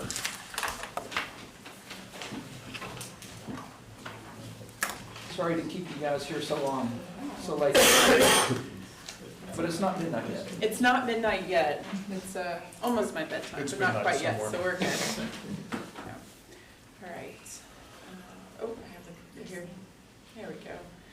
All right, so good evening, Mayor and Council, and thank you for allowing us this evening to present to you regarding an update on Rolling Oaks Memorial Center. So here are a few of the things we're going to talk about this evening, but the purpose of this presentation is to give you an update on the business assessment and the business coaching process that we've been working through with Johnson Consulting. Doug Miller with Johnson Consulting Group is here to present his early findings from his assessment and talk about his current role working with Rolling Oaks Memorial Center and the business coaching process. At the end of this presentation, I will come back up and discuss next steps and direction that will be needed from council at a later meeting. So before I introduce you to our consultant, I wanted to give you a brief overview of the status of Rolling Oaks Memorial Center. So as you know, Rolling Oaks has been under an amended operations plan since October 30th, 2023. And then on April 1st, 2024, we extended that operations plan to a phase 2 that has allowed staff at Rolling Oaks to focus on at-need services and an administrative procedure cleanup, all while allowing us time to work with our consultant. So as a reminder of what phase 2 consists of, we are currently accommodating the families that have at-need requests that are either Coppell residents and they currently own plots at Rolling Oaks, or they're utilizing the Rolling Oaks Funeral Home, which sits on our property. Anyone that inquires about our pre-need services is placed on a callback list, and then anyone needing to purchase memorial items is put in direct contact with our memorial item vendor. So I do have a handout for you guys. I'm gonna passing those around. So right start there. So what's on this is what I'm about to talk about. So since we started our amended operations plan on October 30th, 2023, Rolling Oaks staff have met with a total of 410 families. There have been 195 burials, and we have sold over 276 plots. So since phase 2 started on April 1st, 2024, 47% of our plot sales have been to Coppell residents, and 53% of our plot sales have been to non-residents. So since the inception of Rolling Oaks Memorial Center, we have sold over 8,000 burial spaces, in which currently 1,853 of those are occupied. And then as of September 30th, 2024, we have approximately 200 in-ground spaces available to the public and around 960 burial options that remain, and that's between the infant garden, the mausoleum spaces, and niches. So now I'm going to turn it over to Doug Miller, who actually comes down here quarterly to visit with us, and he flew in this morning. So we're going to welcome Doug Miller. Get my stuff. Thanks, Sherry. You're very welcome. To switch the slides. Oh, okay. Good evening, and thanks for the opportunity to come in and visit with you. A little bit about Johnson Consulting and myself first. Johnson Consulting started in 1997 by a gentleman by the name of Tom Johnson. Tom worked for Pierce Brothers Funeral Homes and Cemeteries in California, working to acquire 64 funeral homes and 16 cemeteries. Tom's expertise was in the acquisition and divestiture part of the death care industry. When he started Johnson Consulting, he focused on acquisitions and divestitures, and then by 2006, they realized that there was a number of independent ownership of funeral homes and cemeteries in the United States that were in need of marketing, merchandising, accounting, divestitures, acquisition, all the other things that they weren't doing. So he added, at that point, he added to the company what we call the business consulting services, which I'm a part of. About me, I have 51 years in the profession. I retired in 2018 and started part-time consulting with Johnson Consulting. I have several colleagues that work there that I worked with during my career. Currently, I'm helping 3 cemeteries and 2 funeral homes. I was licensed in 5 states as a funeral director, embalmer, cemetery broker, pre-need cemetery, and funeral insurance licenses. At one point, I oversaw up to 192 locations consisting of funeral homes and cemeteries, primarily in California and Hawaii. I've been involved in high-profile services, airline crash, federal employees, Hollywood notables, spending time in California. Held senior executive positions of COO, vice president, and president. And on a personal note, I currently volunteer with the Make-A-Wish Foundation, the Toledo Zoo, and a food pantry in my spare time.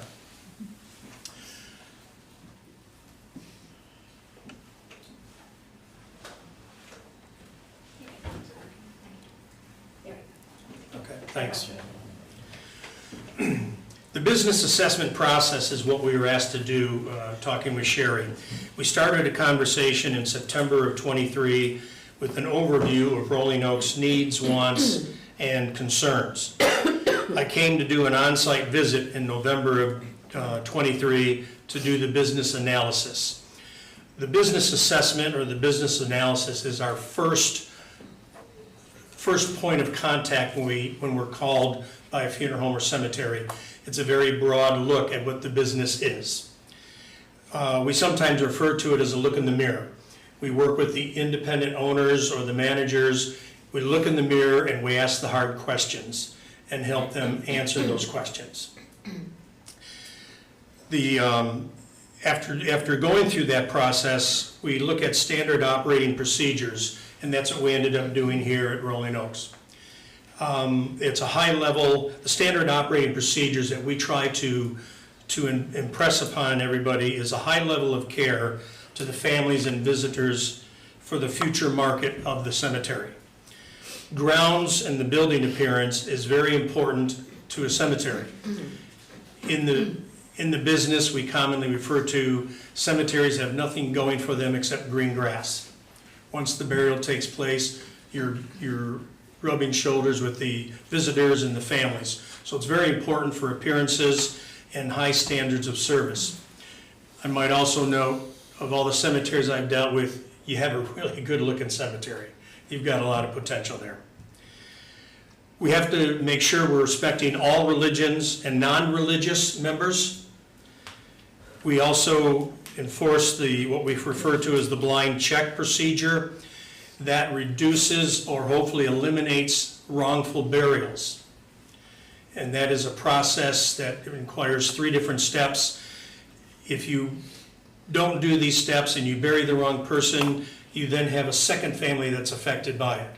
So it's not only one upset family, it's 2, and it's pretty much a disastrous PR factor, as you can imagine. We also review the safety policies for visitors and staff, OSHA, as well as specific items that might be happening at a particular cemetery. On the revenues, we did a competitive analysis to determine where you sit with pricing. And we will work on constructing pricing suggestions that supports the value that you offer. Policies and procedures, we're working to align our policy and procedures suggestions with the City of Coppell's desires. We worked with contract, make sure your contracts, checks, and balances are in place. Proper signatures are on all the contracts that are involved, making sure that we're working with the next of kin and not a friendly neighbor or a distant relative. Very important factor in the death care industry. Blind checks, we talked about that. We also work with separation of duties when it comes to accounts receivable. Who receives the money, who records the money, and who deposits the money. We prefer in our business 3 different separation of duties to monitor those accounts receivables. With staffing, you do have a need for an updated staffing structure to meet the demand that you have in this market. We need to look at the staffing model for the future, which could easily involve a sales team to promote the pre-need part of the business. Market rates and value fees. We benchmark other cemeteries to make sure that we are competitive in whatever pricing suggestions we come up with. Again, as I mentioned, you want to have value for the price and you want to be in a competitive market, the needs of the market. We have price shopped the competitors, as I said, and we will take a look at our suggested pricing levels to compare with the service levels as well as the product that you're offering for sale. The business coaching process continues on. We're going through procedures, some of them that I've already gone through to support the growth and the success of the cemetery. The market analysis we will still continue to do, along with demographics. We go out 3, 5, and 10 miles when we look at the demographics and we look at what cemeteries fall within that market.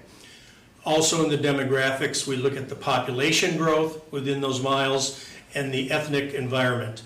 What is growing, what is not growing, whether it be Caucasian, Black, Asian. In our business, that can have an effect on the products that you want to offer. For example, in the Asian market, they require water features, a pond, a lake, or a rolling stream. Religious organizations might require statuary in that particular area, in that section. So you want to make sure that if you are going to put statuary and devote a section to Catholics, Protestant, Methodists, whatever the case may be, that the demographics support, you have a market for it. And we're continuing to look at that.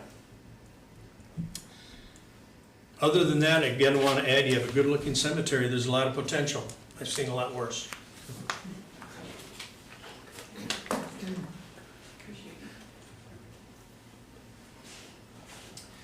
All right, so as you heard from Doug, we've been making a lot of progress towards the success of Rolling Oaks and continuing to move forward with our operational updates.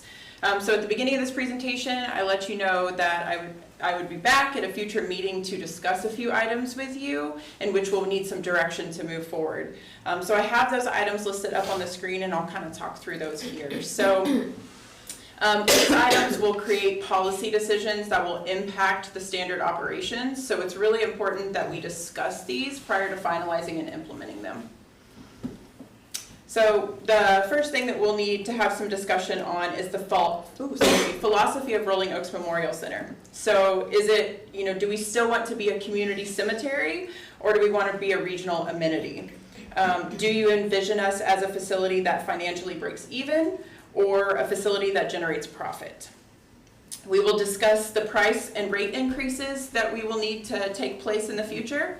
And then we will propose a policy to instate a revised number of plots that can be owned by one person. And we will discuss the need for a potential of a small expansion in the future. So prior to all of this information, we will provide you, as Doug mentioned, we will provide you with some additional demographic information that will allow you to help us make these decisions moving forward.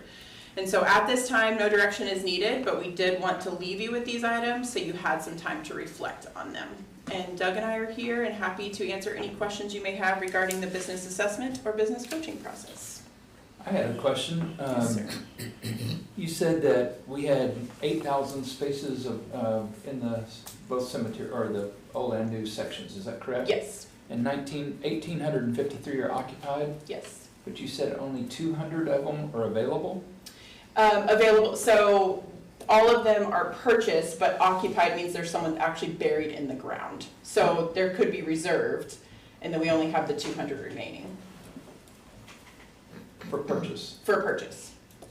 Wow. Yes. Okay, I'm shocked. I thought we had many more than that. Bijou? Yeah, I just want to follow up on that. Did you say 8,000 plots sold? Mm-hmm. Yes, to date. Okay. How many are residents? How many are non-residents? I don't have those numbers this evening, but I can get those numbers for you. But I do see that you have April 1st to 2024 to September 30th, 47% are corporate residents. Yes, and that's just in that time period of the plots that we sold during April through current. So you haven't done a study prior to that? I haven't pulled those numbers recently. I can get you for all 8,000 as far as who's Coppell who's resident versus non-resident. We did have numbers prior, so when we started the amended operations plan in October, so from October to April, out of the plots we sold, only 9% were Coppell residents at that time. And then so from April to now, we've actually bumped it up. So 8,000 sold, how many left to sell? We have around 200 to sell to the public. So I'm shocked, like you are. Mm-hmm. Right, Yeah. which is why we need to have the discussion about a potential extension. How much would the expansion add? How many plots? So we're looking at roughly, what did we talk about, Tyler? Around 1,500. And so we did a phase 2 expansion back in, we finished it in 2021. And so that, we put in the infrastructure for that, the roads, some of the open areas right there. And so we wouldn't be talking about a full expansion, like going back into the woods. This would just be expanding on some of the gardens we already have, that we would just need to add lot pins, and irrigation and a couple other things to get those ready, and that would add those 1,500 spaces pretty quickly at a reasonable price. Ramesh next, and then Don and Kevin. Thank you, Mayor. Hey, Sherry, I'm just trying to understand, so we have 200 remaining, since April 1 of this year, why did we still sell majority of the plots to non-Coppell residents? Yes. So a lot of that is either because they had already had appointments. So prior to our amended operation plan starting on April 1st, we already had 2 months of appointments scheduled out. So some of that equates to those appointments that we went ahead and kept on the books. The other part of that is a lot of our Rolling Oaks Funeral Home that we have sitting on our property, a lot of our non-residents actually utilize that funeral home so that they could then be buried into our cemetery. I'll just add, I was gonna sit quietly, but on that question, thank you. That is a huge philosophical issue for the cemetery, because through time, if it was intended to be for Coppell residents, there was never any policy put in place that restricted the use or the sale to only Coppell residents.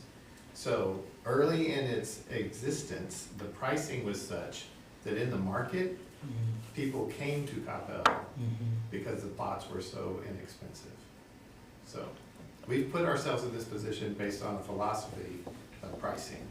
So just to follow, I thought we had a restriction, family members of residents can buy. I'm not sure I understand your question. There is nothing that prevents non-residents from purchasing plots. We do not have anything that prevents that from happening. Right, that happens because if I'm a resident of Coppell, if my family member wants to purchase a plot in Coppell, they can do that through me. No, anybody can do it, they don't have to go through you. I don't know how else to answer the question. There is no restriction on anyone from a non-resident to purchase whatever mechanism that they use. That restriction was put in place April 1st, Like so my that is mom like who's not a amended, but resident not can buy a previous plot without- operation. Yeah, I understand, so they get a discount. That gets into the whole pricing. Family, Yeah. yeah, family members get a discount, okay, that's what I understand. Yeah, but they can still buy. Right, they can still buy, okay. Okay, Don? It sounds like there's a lot of additional information coming to us and everything. Yes. Is part of the analysis the market value of the cemetery as an enterprise today, and maybe even the market value of the cemetery as an enterprise if we were to expand it, as if there was a divestiture? Is that part of the analysis by chance? I'll let Doug speak on that a little bit. We do valuations as well, that's not my niche. Okay. But we do offer valuations to push it out 5 years, 10 years, based on the growth, undeveloped property that you have. Are you gonna develop it? What are you gonna put on it? Different product.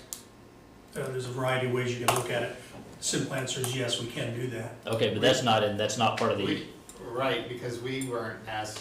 Right, That I goes back understand. to philosophy. If the council wants us to take a look at that option, we would have to go back to Johnson. Okay, and say, and that's what I wanted to clarify. I knew you'd not been given that direction, but I just was curious if yes, what was part of that. they could do that for us. Okay, thanks.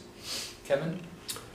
So, April 1st, 2024, those were those appointments that were on the books? Yes. Okay, all right, just want to make sure I understood that piece. And then, I guess, what does the timeline look like for you coming back to have the philosophical discussion? Because the shocked response I'm hearing here, it seems like understanding the philosophical piece and then, moving forward, is this going to be a relatively quick? We're hoping to come back to you guys in December. That is the plan. Okay, all right, want to make sure, I would, sense of urgency Yes. feels high on this piece, Yes. so maybe soon, I don't know. There's only one meeting in November and one Understood. in December, so plan is December. Thank you. I guess kind of the follow-up to that, is this part of our retreat conversation? No, it was not planned on. Okay, because I don't know, I feel like this is a longer discussion. Because I think we've talked about, now there's a proposal of a future small expansion, and then I'd love to understand if we're going to continue in the business of burials. So, or if it's cemetery business. So I think, I'd love to know timing. It does sound like there's an urgency and staff needs direction. There's a lot happening. The other thing I wanted to know, maybe this has been asked and answered, but I'm confused. So the October to September has numbers, then so that's 11 months, and then there's 5 months, so part of that has percentages. We don't have the numbers that go with the percentages, do we? I can actually tell you those numbers. For plot sales? Yeah. So from April. Yes, so from April to September, we had 116 sales. 160? 116, 116. Oh, 116, Yep. okay, thank you. And so 40 of those So were Coppell 40%, residents. 53. Okay, Yep. perfect, that's helpful. Thank you so much. You're welcome. Ramesh? Thank you, Mayor. Sherry, I know Council Member Brianna's comment kind of threw me for a loop. But if we decide to remain in this business, do you now have the information on, based on demand and supply, the current price point for Coppell residents? I mean, you don't have to answer now, but is that something that you're working with JCG? Yes. And by December, you will have that number? Yes, we will have a number. We've been running numbers in comparison, like Doug talked about, in market values and market rates in comparison with other cemeteries in our market and our area. And so we'll have a definitive number that we're looking at charging. Thank you. Jim? So my question was, given the lower price points that we started with out there and all the other issues that we've experienced, I understand that part of the sales proceeds go into a trust that is dedicated for the maintenance and operation of the property going forward. And if we've only got 200 plots left and we're looking at a small expansion of another 1,500, it seems like the die is fairly well cast. What kind of sustainability analysis have we done with respect to the funds available in trust today and how that would affect the price point going forward for the remaining sales and potentially even the need for the small expansion? And how close are we to being unsustainable? And that's actually what we're working on right now between, I didn't even introduce you guys to the Rolling Oaks Memorial Center manager, so my apologies, but Tyler Peace is here with us as well. So that's something between myself, Tyler, and Doug that we've been working on to look at pricing points given the 15% that goes into the perpetual care fund. So the 15% that goes in there, our pricing fund, what that looks like given the Coppell resident discount, given how many spaces we need to sell annually, given how much the expansion. So we're looking at all those numbers now, and we hope to be able to bring that to you in December to have it kind of finalized of what it looks like. This is what we must sell our plots at to be able to sustain future. I mean, are we that close to being unsustainable if we only sell off the remaining 200 plots? I would say yes, then we would have to start after a few years, 2, 3, 4 years, we'd probably have to start looking at our perpetual care funds to operate maintenance. Yeah, I would like to see that analysis, including the yield that we're getting on the fund, and just a broad-based look at what our exposure is going forward on that. I agree with Jim. If it's unsustainable, then the city's on the hook.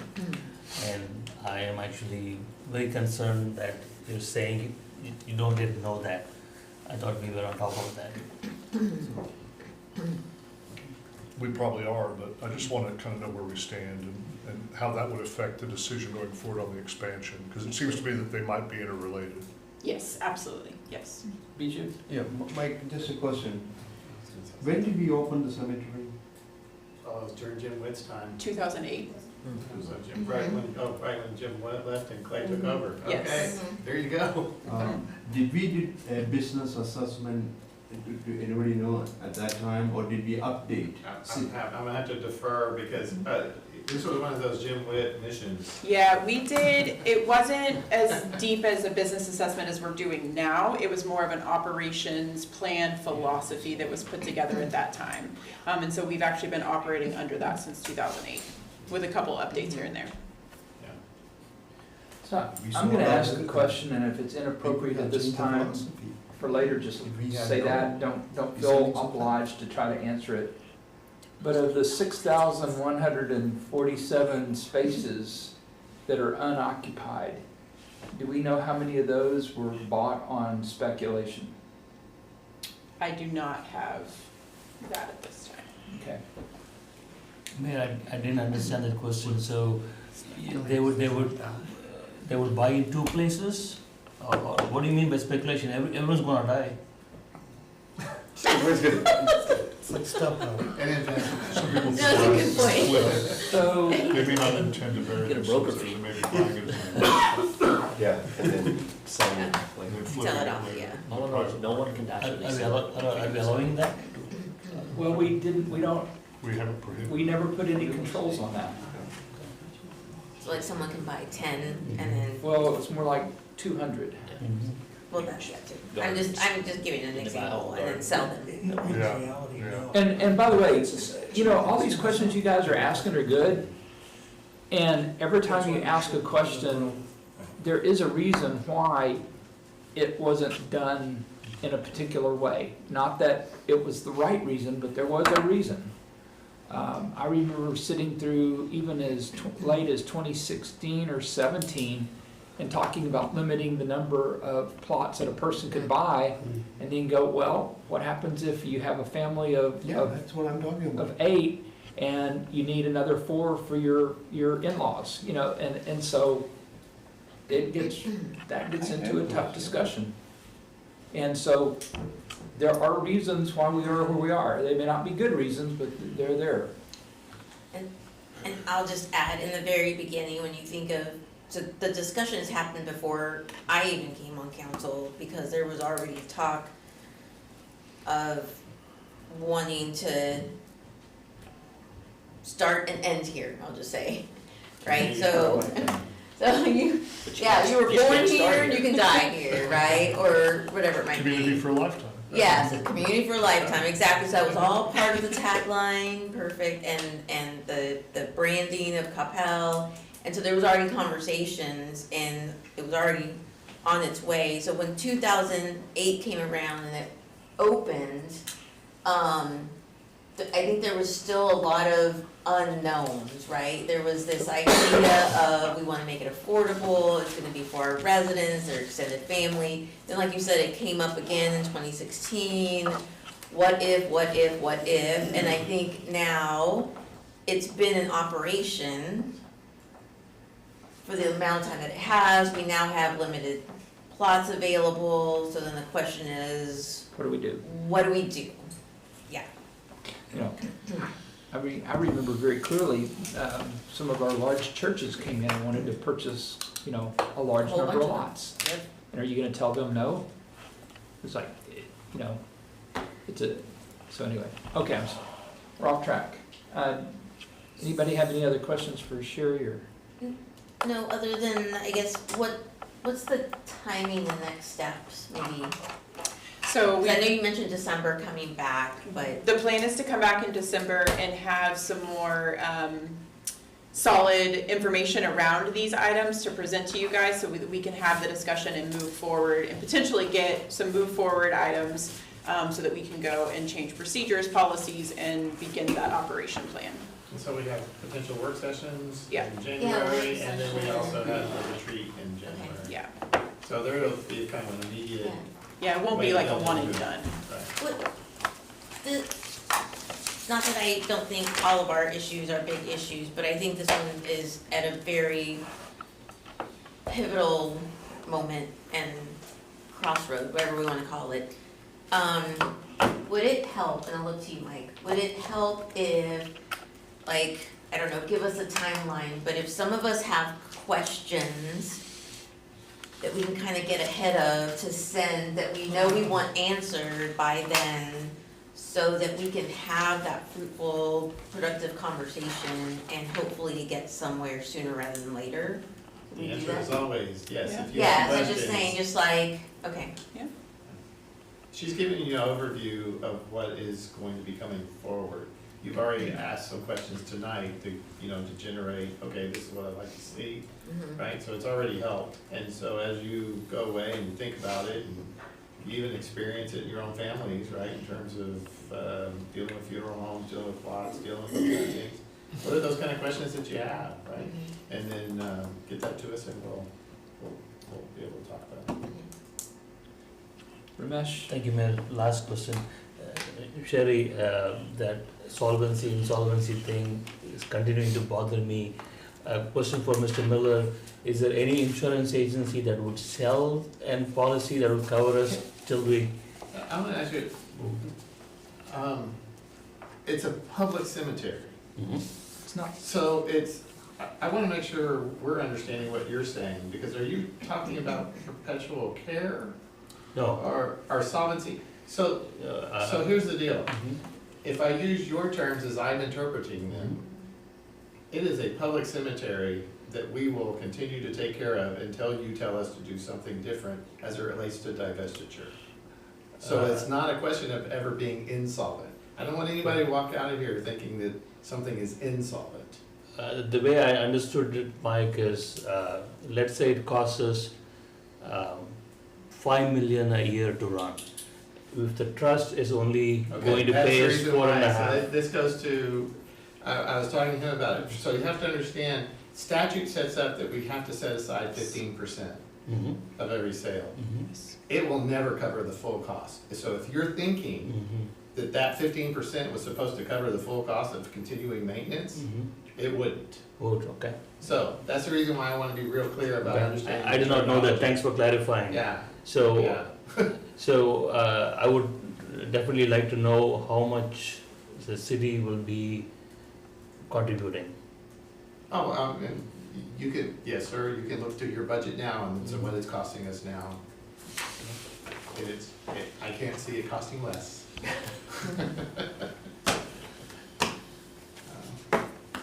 All right. Anybody, any other questions? Thank you very much. We will see you guys in December then, if not before. Thank you. for reporting in. Thank you. Yeah, thank you for being here. All right, the time is 9:23. We're going to adjourn from work session and reconvene into the regular session of the city council. So we can adjourn it. All right.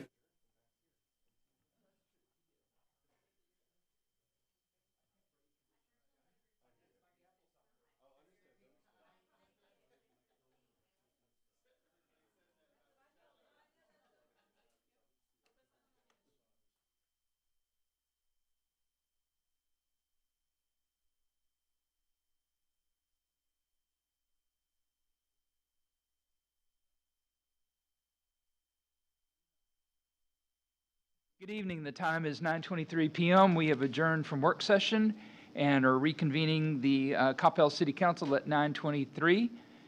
There being no further business before this council, we are adjourned at 9:23.